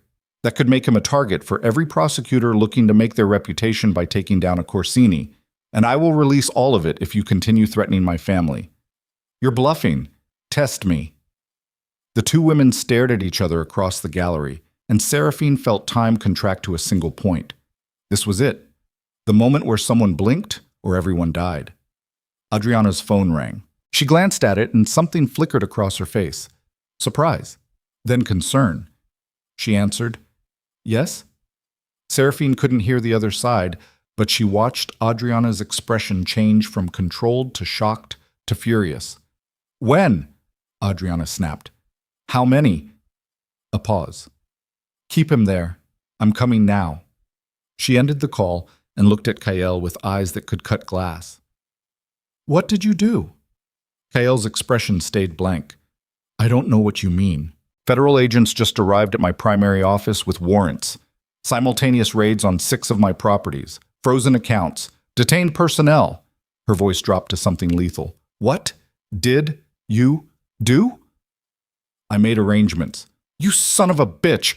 We're in the middle of a negotiation." "We're not negotiating. We never were." Kael pulled out his own phone, showed her a screen. 3 hours ago, I delivered a complete intelligence package to the FBI's Financial Crimes Division. Everything I've collected on your organization over 2 years. Money laundering, blackmail, conspiracy to commit murder. Enough evidence to put you away for the rest of your natural life. Then you've killed yourself too. Because if I go down, I'm taking everyone with me, starting with your wife. Adriana's hand moved toward her jacket. One of her associates reached for a gun, and Kael moved faster than Seraphine had ever seen him move, pulling her behind him, putting his body between her and the threat, finally becoming the protection he'd always promised, instead of just the control. "You shoot," Kael said quietly, "and Marcus puts a bullet through that window into your skull before you can exhale. You threaten her, and I'll make sure you die knowing your son spends the rest of his life in witness protection because you couldn't walk away. You're bluffing. I haven't bluffed once in this entire conversation. Everything I've said, I've already done. The raids are happening. The accounts are frozen. Your organization is being dismantled as we speak. The only question left is whether you walk away alive or whether we all die here, trying to prove who's more committed to revenge." Adriana's hand stayed near her jacket. Her associates stayed ready. The room balanced on the edge of violence like a knife edge. Then Lucian did something completely insane. He stepped forward, between all of them, hands raised. "Stop," he said. "All of you, just stop." "Get out of the way," Adriana snapped. "No, because I'm the only person here who doesn't have skin in this game beyond survival, and I'm telling you that everyone in this room is about to make a choice they can't take back. Move or die with them. Then I'll die. Because someone has to say this. You've all lost. Kael, your wife almost left you tonight because you can't stop trying to control everything. Seraphine, you're standing behind a man who just triggered a federal investigation without telling you. Adriana, your son's safety is about to be compromised regardless of what happens here. And me? My sister's still drowning in debt that won't disappear just because you all kill each other." He looked at each of them in turn. "So here's what's going to happen. Adriana, you're going to walk out of here and deal with the federal investigation using the very expensive lawyers you keep on retainer. Kael, you're going to agree not to pursue further action if she leaves Seraphine alone. Seraphine, you're going to delete whatever you have on Alessandro, because threatening someone's kid makes you just as bad as them. And I'm going to pray that my sister survives whatever chaos is about to consume the organization she owes money to." "And why would any of us agree to that?" Adriana asked. "Because the alternative is mutual destruction, and because somewhere in each of you is a human being who understands that revenge costs more than it's worth." Silence filled the gallery. Then Kael's phone buzzed. He glanced at it, face unreadable. "The FBI just arrested your head of operations," he said to Adriana, "along with 12 associates. They're offering deals to anyone willing to testify. Your organization is collapsing." Adriana's jaw tightened. "Then I have nothing left to lose. Except your son, who I will protect if you walk away, who I will make sure stays in London, stays clean, stays out of this, but only if you leave. Now." Adriana looked at Kael, at Seraphine, at Lucienne standing between them like a human shield made of desperation and music education. "This isn't over," she said finally. "Yes, it is." Kael's voice carried absolute certainty. "Because if you come near my wife again, I won't call the FBI. I'll handle you personally, and we both know I'm capable of things that make federal prison look merciful." The threat hung in the air like smoke. Adriana turned and walked toward the door, her associates following. At the threshold, she paused. "You know what's funny, Mr. Varelli? You spent 2 years trying to protect your wife from me. But the real threat to her was never my organization. It was you, your paranoia, your control, your inability to love someone without suffocating them." She left before anyone could respond. The The gallery fell silent. Seraphine stepped out from behind Kael, her whole body shaking with adrenaline that had nowhere to go now that the threat had walked away. You triggered federal raids without telling me. Kael turned to face her. I did. You made unilateral decisions. Again. I did what was necessary to keep you safe. By proving you still don't trust me enough to include me in decisions that affect my own life. Her voice echoed off gallery walls. I trust you, Kael said quietly. I don't trust the world not to destroy you. That's the same thing. No, it's not. Trusting you means believing you're capable, intelligent, strong enough to handle anything. Which you are.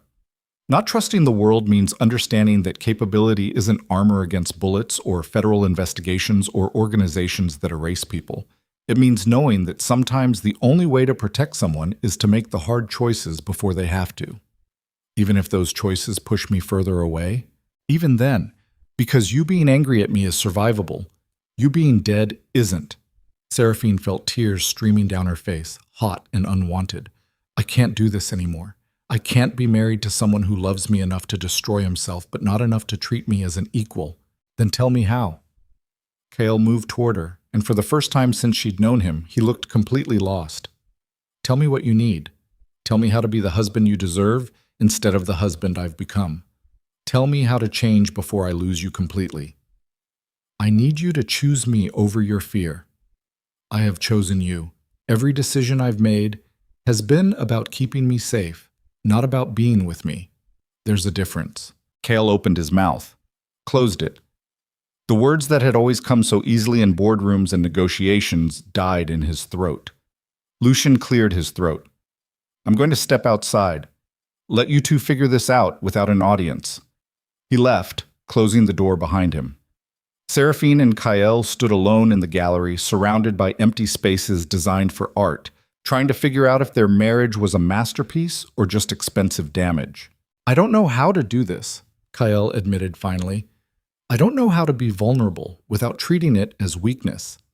I don't know how to love you without trying to wrap you in security until you can't breathe.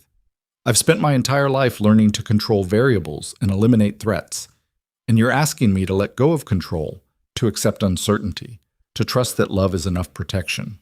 I don't know if I'm capable of that. Then learn. Seraphine walked toward him, close enough to see exhaustion carved into his face. Learn or lose me. Because I can't keep living as your most valuable asset.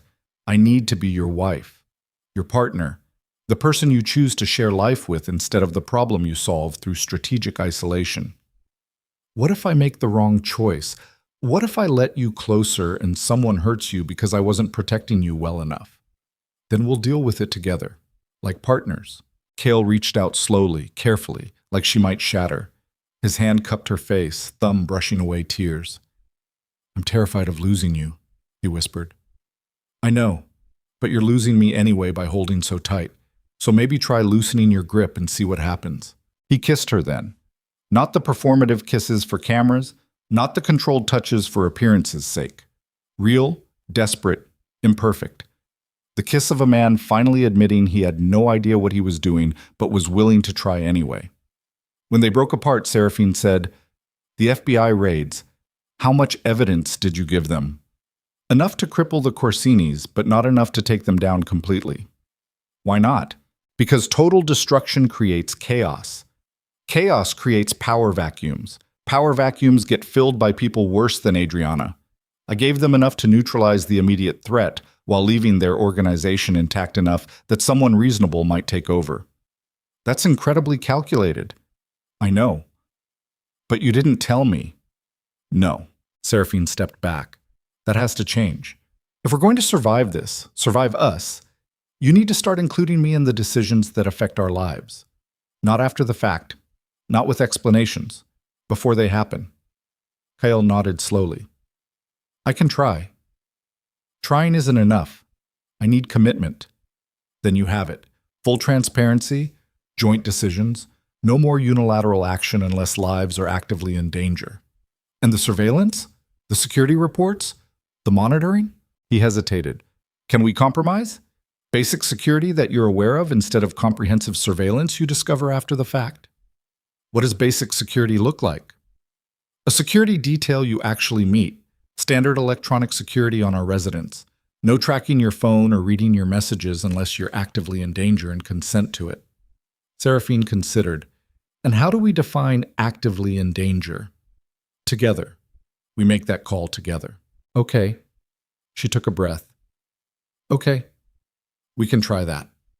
They stood in the gallery, two people who'd spent 18 months destroying each other while trying to preserve a marriage that had maybe never actually existed in the first place. What happens now? Kael asked. Now we go home. Talk to actual therapists instead of pretending we can fix this ourselves. Learn how to be married to each other instead of just coexisting in expensive spaces. And Lucien gets his sister's debt cleared and his life back. You trust him? I trust that he's as tired of being used as I am. And I trust that sometimes the people who betray you are capable of redemption if you give them the chance. Kael's phone buzzed. Marcus. Corsini convoy departed. Area secure. Your orders? He showed Seraphine the message. What do you think? He asked. Do I send security to follow them, monitor their communications, make sure they're actually leaving? What do you think? I think I want to, but I also think maybe we've done enough surveillance for one lifetime. Then tell Marcus to stand down. Kael typed back, stand down, let them go. He took Seraphine's hand, another small gesture that felt monumental, and together they walked out of the gallery into the Manhattan night. Lucien waited outside, leaning against a building, looking like a man who'd survived his own execution. My sister? He asked. I'll make sure her debt disappears, Kael said. Consider it payment for the intelligence and apology for the position we put you in. You didn't put me anywhere. I made my choices. So did we. Doesn't mean we can't try to make them right. Lucien looked at Seraphine. For what it's worth, the lessons were real. Your talent was real. You should keep playing. Maybe I will. Somewhere far away from manipulation and spies. Fair. He pushed off the building. I'm going to disappear for a while. Leave the city, start over somewhere quiet, try to remember what normal life feels like. He walked away into the crowd, another casualty of a war that had finally ended without the body count everyone expected. Kael and Seraphine stood on the sidewalk, hands intertwined, looking at the city that had almost destroyed them. Ready to go home? Kael asked. To the penthouse? To wherever you want. If you'd rather stay in that village apartment, we can make it work. If you want something completely different, we'll find it. Your call. Seraphine thought about the penthouse, the sterile perfection, the separate bedrooms, the cameras and security, and expensive isolation. Let's go to the penthouse, she said. But tomorrow we start looking for somewhere that feels like a home instead of a fortress. Deal. They walked toward where Marcus waited with the car. Two people who'd spent 18 months learning how to fail at marriage, finally ready to figure out how to succeed at being human together. Behind them, the city continued its endless rhythm. Deals being made, empires rising, relationships collapsing, strangers becoming lovers, lovers becoming strangers. But for Kael and Seraphine Varelli, something different was beginning. Not perfection, not safety, just the terrifying, beautiful attempt to choose each other instead of choosing fear. It wasn't much, but it was real. And real was enough. For now. But as their car merged into traffic, heading toward the penthouse that would soon become a former home, neither of them noticed the surveillance van parked 3 blocks back.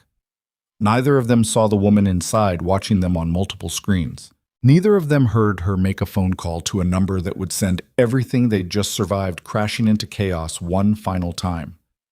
They think it's over, the woman said into the phone, her voice carrying an accent that wasn't quite European, wasn't quite American, wasn't quite anything recognizable.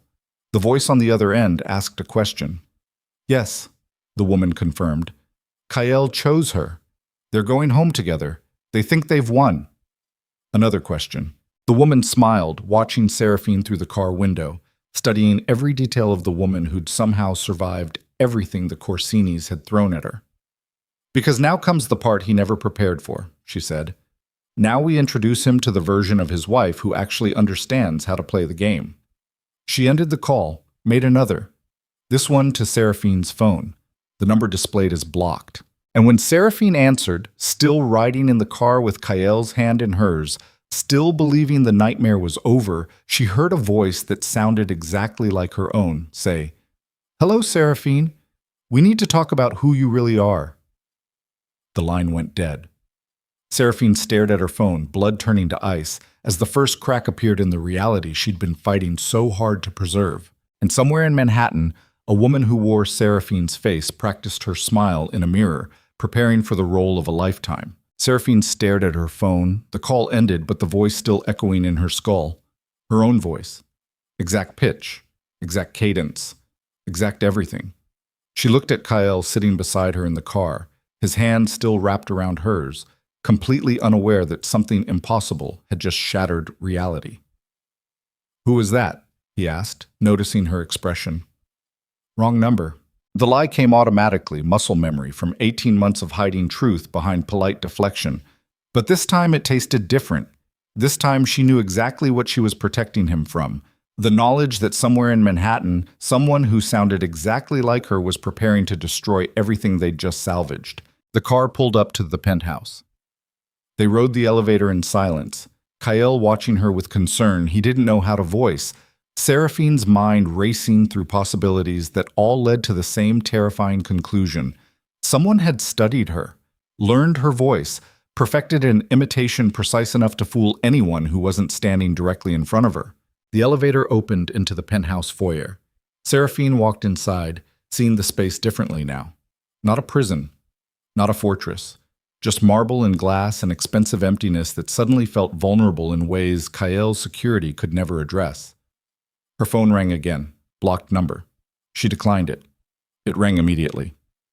"I need to take this," she told Kael, privately. "Seraphine, please, just give me 5 minutes." She walked into the master bedroom, the one they'd never shared, and answered. "What do you want?" "To introduce myself properly." The voice was hers, but the words belonged to someone else. "My name is Elena Volkov, and I've been preparing to become you for the last 6 months. Seraphine's breath caught. "That's impossible, is it? You think the Corsinis only had one strategy? Lucien was the obvious play, the emotional connection, the piano lessons, the genuine warmth that made you feel human again. But he was never the real weapon. He was the distraction, while I learned everything about you, your voice, your mannerisms, your childhood trauma, your marriage patterns. Every detail that makes you Seraphine Vale instead of just another wealthy wife. Why are you telling me this?" "Because the game's changed. Adriana's organization is collapsing. The federal raids worked better than anyone expected. And when criminal enterprises fall, the survivors scatter looking for leverage. I'm leverage, Seraphine. 6 months of training to become the perfect replacement for a woman whose husband barely knows her." Kael would know the difference. Elena laughed. And it was Seraphine's laugh, the real one, not the manufactured version for charity events. Would he? The man who kept you at arm's length for 18 months? Who slept in a different bedroom?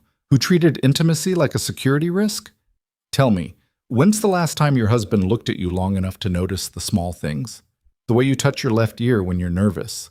The slight limp you hide from an old dance injury. The fact that you hate coffee but drink it anyway because refusing would require explanation. Every detail was correct, devastatingly, impossibly correct. "What do you want?" Seraphine repeated, voice shaking. "To give you a choice. Tomorrow morning at 4 a.m., a car will pick you up from the service entrance. You get in, you disappear. New identity, new life, $50 million in untraceable funds. You get everything you said you wanted, freedom from surveillance, freedom from being Kael's weakness, freedom from being collateral damage in wars you didn't start. And you take my place. I take your place. Become the wife Kael always needed. Someone who understands his world, speaks his language, knows how to be a partner in his empire instead of a liability he protects. Someone who won't leave him standing on piers begging for connection he doesn't know how to give. He'd figure it out eventually. Maybe. Or maybe he'd be relieved. Maybe deep down, he knows your marriage is broken and having a replacement who actually functions in his world would solve problems he's too proud to admit exist. Seraphine felt nausea rising. "You're insane. I'm practical. You get freedom. Kael gets functionality, I get security, everyone wins, except the truth. Truth is overrated. Performance is what matters. And I can perform Seraphine Varelli better than you've been performing her for the last 18 months. The call ended. Seraphine sat on the bed they'd never shared, phone trembling in her hands, trying to process the impossible choice Elena had just presented. Run. Disappear. Take the freedom she'd been claiming to want. Or stay. Fight. Prove that the broken marriage she'd been ready to abandon was worth saving after all. Kael knocked on the door. Seraphine? You okay? She opened it, looked at him standing there with concern carved into his face. This man who'd spent 18 months trying to protect her by pushing her away and made a decision that surprised her. We need to talk. Actually talk. The way we should have 18 months ago. They sat in the living room, the grand piano silent between them, like a monument to everything they'd avoided. Someone called me, Seraphine began. Someone who sounds exactly like me. Someone who's been studying me for months, learning to become me. And she offered me a deal. Disappear tonight, let her take my place, start over with a new identity and enough money to never worry again. Kael's face went very still. The imposter. You knew? I suspected. The Corsinis don't do single-layer strategies. Lucian was too obvious. I thought maybe they had a backup plan, but I couldn't figure out what it was. He stood, started pacing. We need to find her, now, before she makes a move. That's your solution? Find the threat and eliminate it?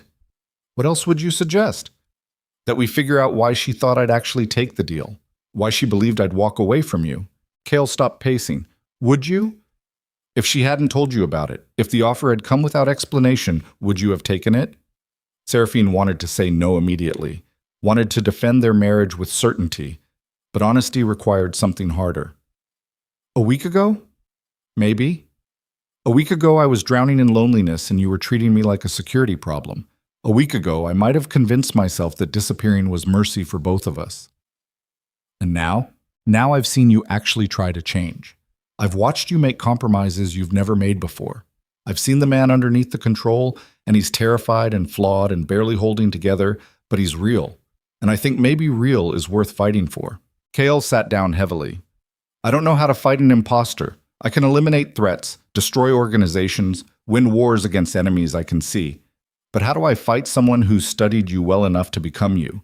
How do I prove that you're you when I barely know you well enough to tell the difference? The admission cost him. Seraphine could see it in the way his shoulders sagged, the way his hands clenched. Then maybe we need to solve that problem before we solve the imposter, she said quietly. Maybe we need to actually learn each other, not through security reports or surveillance footage, through conversation. We don't have time, we have tonight. Elena gave us until 4 a.m. That's 6 hours, so let's use them. To do what? To tell each other the truth. About everything. No strategy, no protection, no careful distance. Just honesty.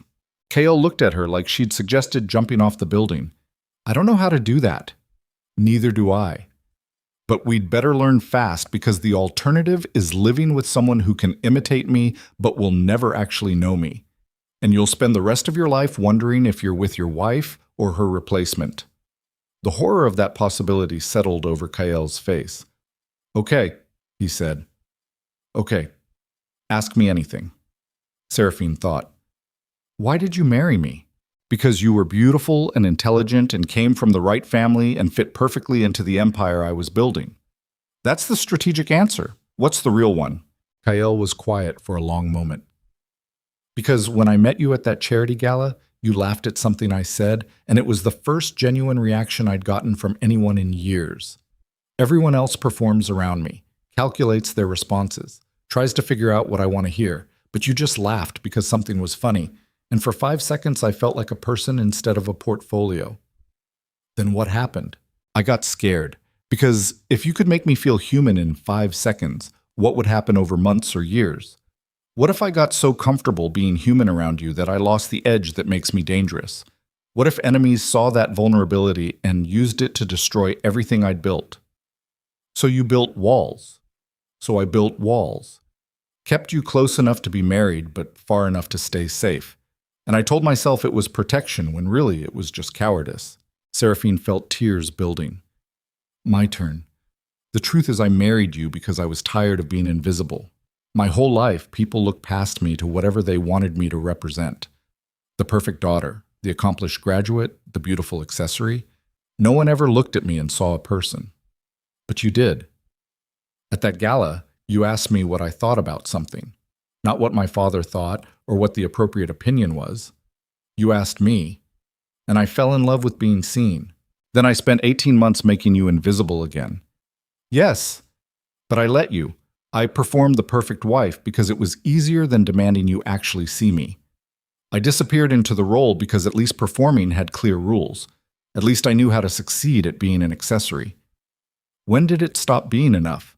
The day I realized I couldn't remember the last time I'd laughed. Really laughed. The kind that comes from joy instead of politeness. And I thought, what's the point of being alive if you've forgotten how to feel it? Kael moved closer to her on the couch. Tell me something no one else knows. Something an imposter couldn't learn from surveillance, Seraphine thought. When I was 8, my mother took me to a concert, classical music at Carnegie Hall. And during the performance, I started crying because the music was so beautiful it hurt. My mother was mortified, thought I was having some kind of episode. But it wasn't sadness. It was the first time I understood that feeling too much wasn't a flaw, that being overwhelmed by beauty was a kind of strength. Is that why you wanted piano lessons? I wanted to learn how to create that feeling instead of just experiencing it. I wanted to make something that could make someone else cry because it was too beautiful to contain. Kael reached out slowly, fingers brushing her cheek. I've never heard you play. Really play. Not for guests or performance. Just for yourself. You were never around to hear it. I'm around now. Seraphine stood, walked to the grand piano that had sat mostly silent for 18 months. She sat at the bench, fingers finding keys, and began playing Clair de Lune from memory. The music filled the penthouse, transforming marble and glass into something warm. She played the way she'd always wanted to, not perfectly, but honestly, letting the mistakes stay because perfection was a performance, and this was something real. Kael watched her with an expression she'd never seen before. Not the controlled businessman, not the ruthless strategist, just a man watching his wife create beauty and understanding too late what he'd been missing. When she finished, silence settled like snow. That's who you are, Kael said quietly, the woman who plays like that. Not the one who attends galas or smiles for cameras. Her, the one who makes music that could break hearts. And who are you, under all the strategy and control? Kael stood, paced to the windows overlooking the city. I'm the son of a man who lost everything because he trusted the wrong people. I watched my father's business collapse when I was 16 because his partner betrayed him. Watched him drink himself to death over 3 years because he couldn't handle being ordinary. And I promised myself I'd never be that vulnerable, never trust anyone enough to destroy me, never let emotion override calculation. Then you met me. Then I met you. And every instinct I'd spent 20 years developing told me you were dangerous. Not because you were threatening, because you made me want things I'd promised myself didn't matter. Connection, intimacy, someone to actually share life with instead of just existing in parallel with. So you kept me at a distance. So I kept you at a distance. And convinced myself it was protection when really I was just repeating my father's mistakes in reverse. He trusted too much. I trusted too little. Both of us ended up alone. Seraphine walked to him at the windows. We don't have to be alone. We don't know how to be anything else. Then we learn. Starting now. 6 hours until Elena's deadline. 6 hours to become people who know each other well enough that no imposter could fool us. They spent the next hour trading truths. Kael told her about the nightmares he still had about his father's funeral, about the panic attacks he hid during major acquisitions, about the medication he took for anxiety that no one knew about. Seraphine told him about the eating disorder she'd battled in college, about the miscarriage she'd had at 19 that she'd never told anyone about the chronic pain from a dance injury she'd hidden because admitting weakness felt like failure. They learned each other's scars, not the polished versions, the real ones. Around 2 a.m., Kael's phone rang.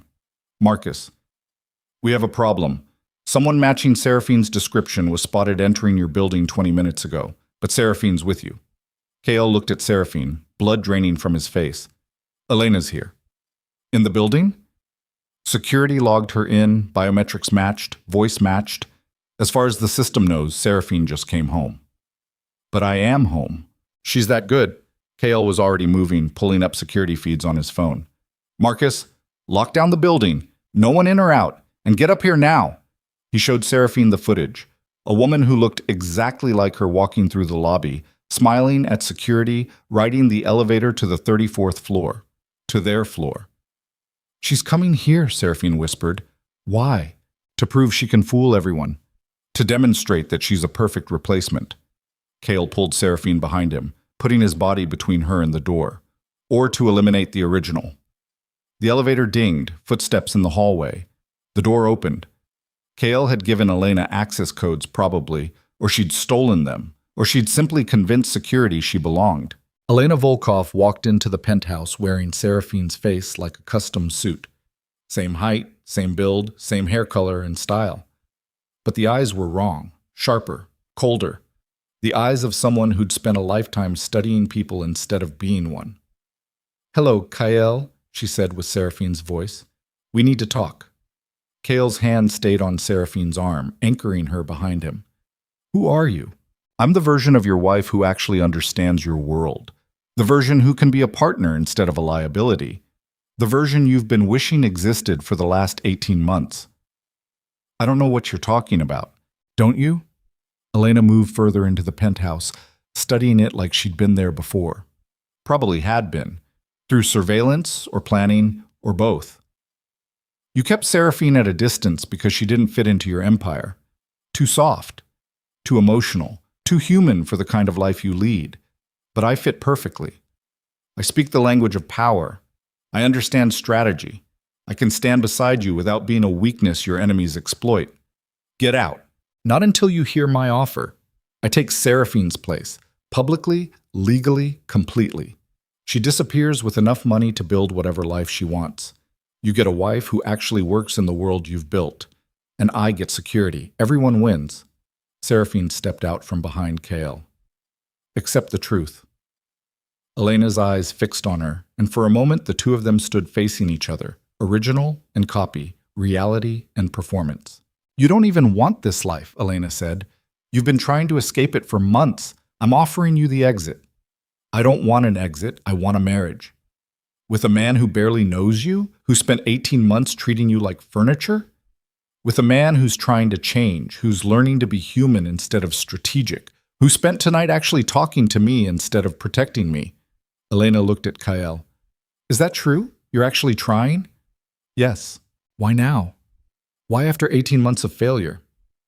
Because I finally understood what I was losing. Kael's voice stayed steady. And because she's worth the effort of becoming someone better. Elena studied them both. You know what's funny? I spent 6 months learning to become Seraphine. Studied every detail, practiced every mannerism, perfected every vocal inflection, and the whole time I thought I was becoming someone who didn't really exist. A performance of a performance. But tonight, watching you two actually talk to each other, I'm seeing the real Seraphine for the first time, and she's not someone I can replicate. Then leave, Seraphine said.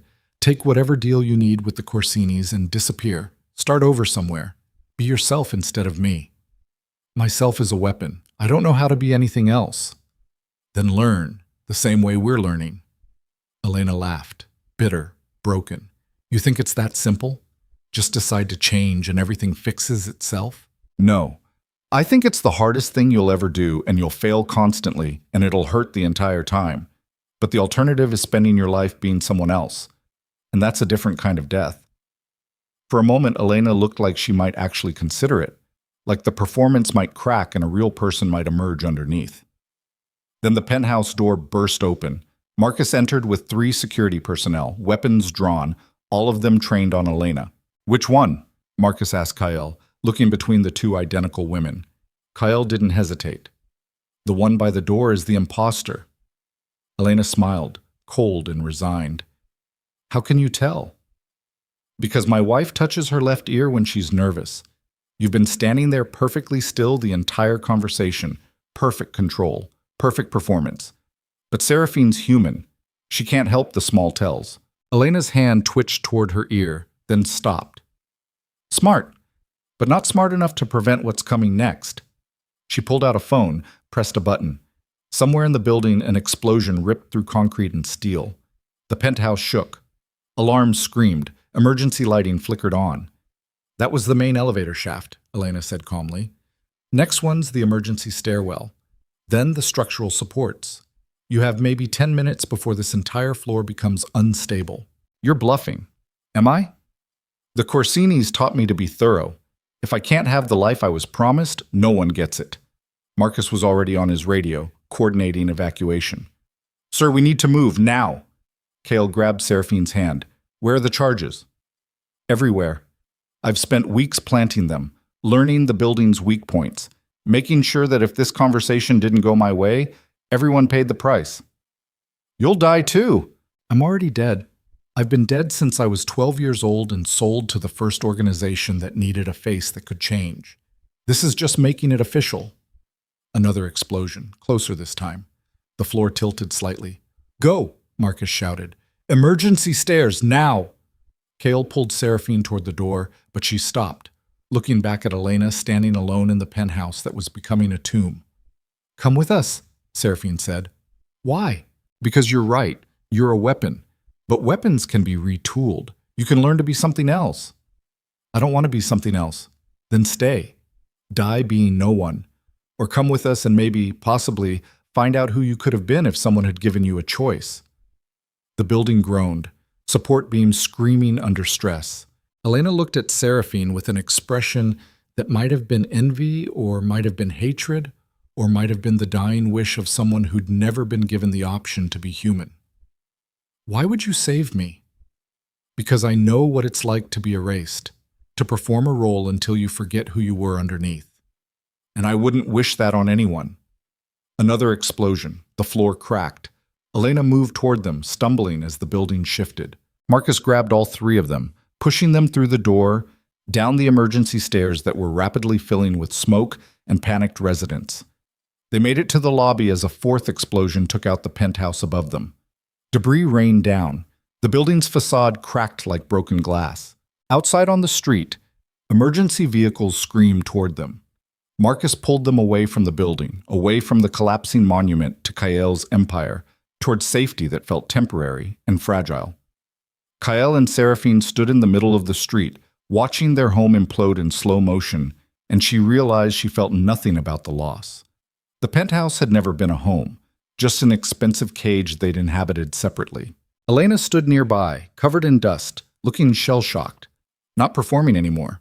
Just a woman watching the destruction she'd caused, with an expression that might have been regret. The charges, Kael said. Can you stop them? Already triggered. Building's coming down. How long? Minutes, maybe less. Marcus was already evacuating the surrounding area, redirecting traffic, making sure falling debris hit empty space instead of people. The building groaned one final time, then began its collapse. 34 floors of glass and steel and expensive ambitions folding in on themselves like a dying star. It took 40 seconds. When the dust settled, nothing remained except rubble and the distant sound of sirens and the absence of everything Kael had spent 2 decades building. He stood staring at the ruins, face completely blank. Seraphine waited for him to break down, to rage, to calculate the loss and start planning revenge. Instead, he turned to her and said, "Are you hurt? No? Then nothing else matters." She saw it then, the fundamental shift. The moment when Kael Virelli stopped being a man who measured worth in buildings and bank accounts and started being someone who understood that the only thing you couldn't replace was the person standing next to you. "You just lost everything," Seraphine said quietly. "No, I lost property. I still have you. That's everything." Elena made a sound that might have been a laugh or a sob. "You're insane, both of you. The building's gone. Your empire's headquarters just became a crater. And you're standing here having a moment?" "Yes," Seraphine said, "because the building was never the point." "Then what was?" "Figuring out how to be human instead of just successful." Elena stared at them like they were speaking a language she didn't understand. Federal agents arrived then, emerging from vehicles with the kind of authority that suggested they'd been waiting for this moment. The FBI task force, probably. The one Kael had fed intelligence to about the Corsinis. One of them, a woman in her 50s with eyes that had seen too much, approached Elena. Elena Volkov, you're under arrest for terrorism, attempted murder, destruction of property, and conspiracy to commit fraud. Elena didn't resist as they cuffed her, just looked at Seraphine one last time with an expression that might have been a question. What happens to people like me? She asked. You stand trial, the agent said. You pay for what you've done. And maybe, if you cooperate, you get a chance at something resembling a life when you're 60. That's not a life. It's more than your victims got. They led her away. Kael and Seraphine stood in the middle of the street, watching emergency workers contain the disaster, watching their former life become rubble and memory. What now? Seraphine asked. Now we figure out who we are when we're not defined by that building or that life or any of the performances we've been maintaining. That sounds terrifying. It is, but maybe terrifying is better than safe. Marcus approached, covered in dust but otherwise intact. Sir, we need to secure you and Mrs. Varelli somewhere safe while we assess the full extent of the damage and determine if there are additional threats. No more safe houses, Kael said. No more security compounds. We're going to a hotel, a normal hotel, and we're going to figure out how to be normal people for a while. Marcus looked like Kael had suggested walking into traffic, but he nodded. I'll arrange it. They ended up in a modest hotel in Brooklyn, the kind of place that charged by the night instead of the week, where the bedsheets were clean but not Egyptian cotton, and the view showed fire escapes instead of Central Park.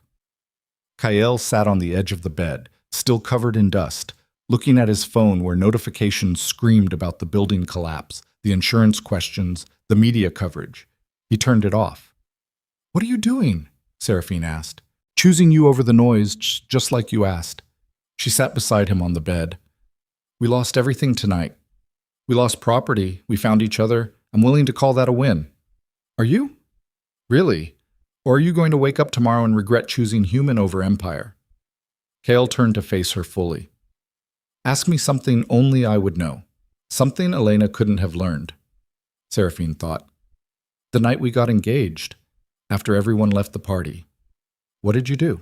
I went to the bathroom and threw up. Because I just made the most important decision of my life while completely terrified I was too broken to follow through. And I came back to find you standing on the balcony, looking at the city, and you were crying. Happy tears, you said later. But I always wondered if maybe you were already regretting it. I was crying because I was scared. Scared that I'd just signed up for a life where I'd slowly disappear until nothing remained except the performance. Were you right? For 18 months, yes. Tonight, maybe not. Kael took her hands. Here's what I know. I'm 51 years old. I've built companies and destroyed competitors and won wars that cost millions. And none of it means anything if I can't figure out how to love you without suffocating you. So that's what I'm going to learn. How to be a husband instead of a strategist. How to share life instead of controlling it. How to be present instead of protected. What if you fail? Then I'll fail honestly instead of succeeding at being someone neither of us can live with. Seraphine kissed him. Not the polished performance. The real thing. Messy and imperfect and completely human. When they broke apart, she said, We need to sleep. Tomorrow we figure out what comes next. What does come next? Therapy. Lots of therapy, and maybe a smaller apartment, and definitely a piano. I can arrange that. Without turning it into a strategic operation? I'll try. They slept in the same bed for the first time in their marriage, holding each other like people who'd almost lost everything and were learning to appreciate what remained. Morning came gray and cold. News coverage of the building collapse dominated every channel. Speculation about terrorism, structural failure, insurance fraud.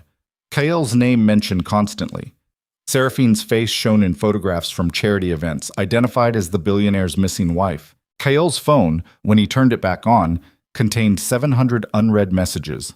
He ignored all of them and called for room service instead. They ate breakfast sitting cross-legged on the hotel bed, sharing mediocre eggs and weak coffee, talking about what kind of life they wanted to build now that the old one had literally collapsed. I want space without surveillance, Seraphine said. I want privacy. I want to be able to take a walk without wondering if someone's tracking me. I want to learn how to be present, Kael said. I want to come home at reasonable hours. I want to have dinner with you. I want to know what your day was like, not because Marcus filed a report, but because you told me. Can you actually do that? Can Kael Varelli be a normal husband? I don't know, but I'd like to try. Victoria Chen called around noon. Kael answered on speaker. You're alive, she said. Good, because I have approximately 900 questions, and they all start with what the hell happened. Long story, short version. The Corsinis planted an imposter. She rigged the building with explosives. Everyone got out, building's gone. And you're okay with this? I'm alive. Seraphine's alive. Everything else is replaceable. Silence on the line. Then, who are you and what did you do with my emotionally unavailable business partner? I'm trying to become someone better. About damn time. Victoria's voice softened. What do you need from me? Run the company for a while, make decisions. I trust you. That's the first time you've said that to anyone in 12 years. I'm learning. Good. Don't make me regret this newfound faith in humanity. She hung up. Over the next weeks, Kael and Seraphine built something new. Not the marriage they'd performed for 18 months. Something messier. They went to therapy, couples counseling with a woman who didn't care how much money Kael had, and made them both confront the ways they'd failed each other. They fought. Actually fought. Raised voices and slammed doors and all the honest conflict they'd been avoiding. But they also laughed. Actually laughed. They found a smaller apartment in Brooklyn. 3 bedrooms, a view of the park, neighbors who didn't know or care that Kael Varelli had once owned half of Manhattan. Seraphine set up the piano in the living room. Kael actually came home for dinner. They learned each other slowly, not through surveillance or investigation, through conversation, through showing up, through choosing each other over fear every single day, even when it was hard. Elena Volkov went to trial 4 months later. Seraphine attended, sitting in the gallery, watching the woman who'd worn her face plead guilty to domestic terrorism charges. Elena looked smaller somehow, less dangerous. Just a woman who'd been turned into a weapon and never learned how to be anything else. During sentencing, the judge asked if Elena had anything to say. She looked directly at Seraphine. I'm sorry, she said. Not for the charges. I did those things, and I'll pay for them. But I'm sorry for trying to take your life, for thinking it was something that could be stolen instead of something that had to be built. You were right. Being someone else is a kind of death. I just wish I'd figured that out before I destroyed everything. She got 25 years. Seraphine sent her a letter 6 months into her sentence. Not forgiveness, just acknowledgement that they'd both been trying to survive systems designed to erase them. Elena wrote back, not an apology, just truth. They corresponded occasionally after that. 2 women who'd both learned the hard way that you can't perform your way into being human. 1 year after the building collapse, Kael and Seraphine stood in their Brooklyn apartment, looking at the city through windows that didn't cost millions. Do you miss it? Seraphine asked. The empire, the power, the penthouse overlooking Central Park? Kael considered. Sometimes, usually around 3 a.m. when I can't sleep, and my brain starts calculating what I could be building if I wasn't trying so hard to be present. But then I remember what I had when I owned all that. What did you have? Everything except you, and everything without you isn't worth anything. That's very poetic for a ruthless businessman. I'm trying not to be a ruthless businessman anymore. How's that going? Terribly. I still think in strategies and contingencies. I still want to control variables and eliminate threats. But now at least I catch myself doing it and try to choose differently. That's progress. It's exhausting. Seraphine laughed and moved to the piano, fingers finding keys, playing Claire de Lune the way she played everything now, honestly, imperfectly, without the need to perform. Kael sat on the couch and just listened. No phone in his hand, no emails to answer, no empire to maintain, just music and the woman playing it, and the life they'd almost destroyed before learning how to build it properly. Tell me something, Seraphine said, still playing. If you could go back to that charity gala where we met, knowing everything that would happen, the disaster, the pain, the 18 months of failure, would you still approach me? Kael thought about it, really thought. Yes, he said finally, Because the alternative is living safe and empty. And I've learned that safety without connection is just another prison. I'd rather fail at being human with you than succeed at being a strategist alone. Even if it cost you everything? Especially if it cost me everything, because everything I had before wasn't worth keeping if it meant losing you. Seraphine's hand stilled on the keys. She turned on the bench, looked at her husband sitting on their modest couch in their Brooklyn apartment that cost a fraction of what the penthouse had, and saw something she'd never seen during 18 months of marriage. Peace. Not perfection, not control. Just the quiet peace of someone who'd finally stopped fighting himself long enough to be present. "I love you," she said, and meant it. Not the performance of love, not the idea of it. The real, complicated, difficult thing that required showing up every day even when it was hard. "I love you too," Kael said. And he meant it. Two broken people who'd spent 18 months destroying each other before learning how to build something real from the ruins. It wasn't perfect, it wasn't safe, but it was honest. And honest was enough. The city continued outside their windows, indifferent and eternal. Somewhere, other marriages were collapsing. Other people were learning too late that control wasn't love. Other empires were being built on foundations that wouldn't last. But in a Brooklyn apartment with a piano in the living room and two people who'd finally learned to choose each other over fear, something different was happening. Not a fairy tale, not a performance, just life. Messy, difficult, imperfect life. And after everything, after the surveillance, the threats, the imposter, the explosion, the collapse of everything they'd thought they needed, Kael and Seraphine finally understood what real power looked like. It looked like vulnerability. It looked like presence. It looked like choosing the same person every single day, even after everything breaks, even when it's hard, even when fear whispers that safety is better than connection. It looked like two people standing in the wreckage of who they'd been, building something better from the ruins. And as Seraphine returned to the piano and Kael closed his eyes and listened, both of them understood that the greatest thing they'd ever built wasn't the empire worth billions or the marriage that looked perfect for cameras. It was this moment, this choice, this life they'd almost lost before learning it was the only thing worth keeping. The music continued. The city continued. And for the first time in their marriage, Kael and Seraphine were finally, completely, honestly home.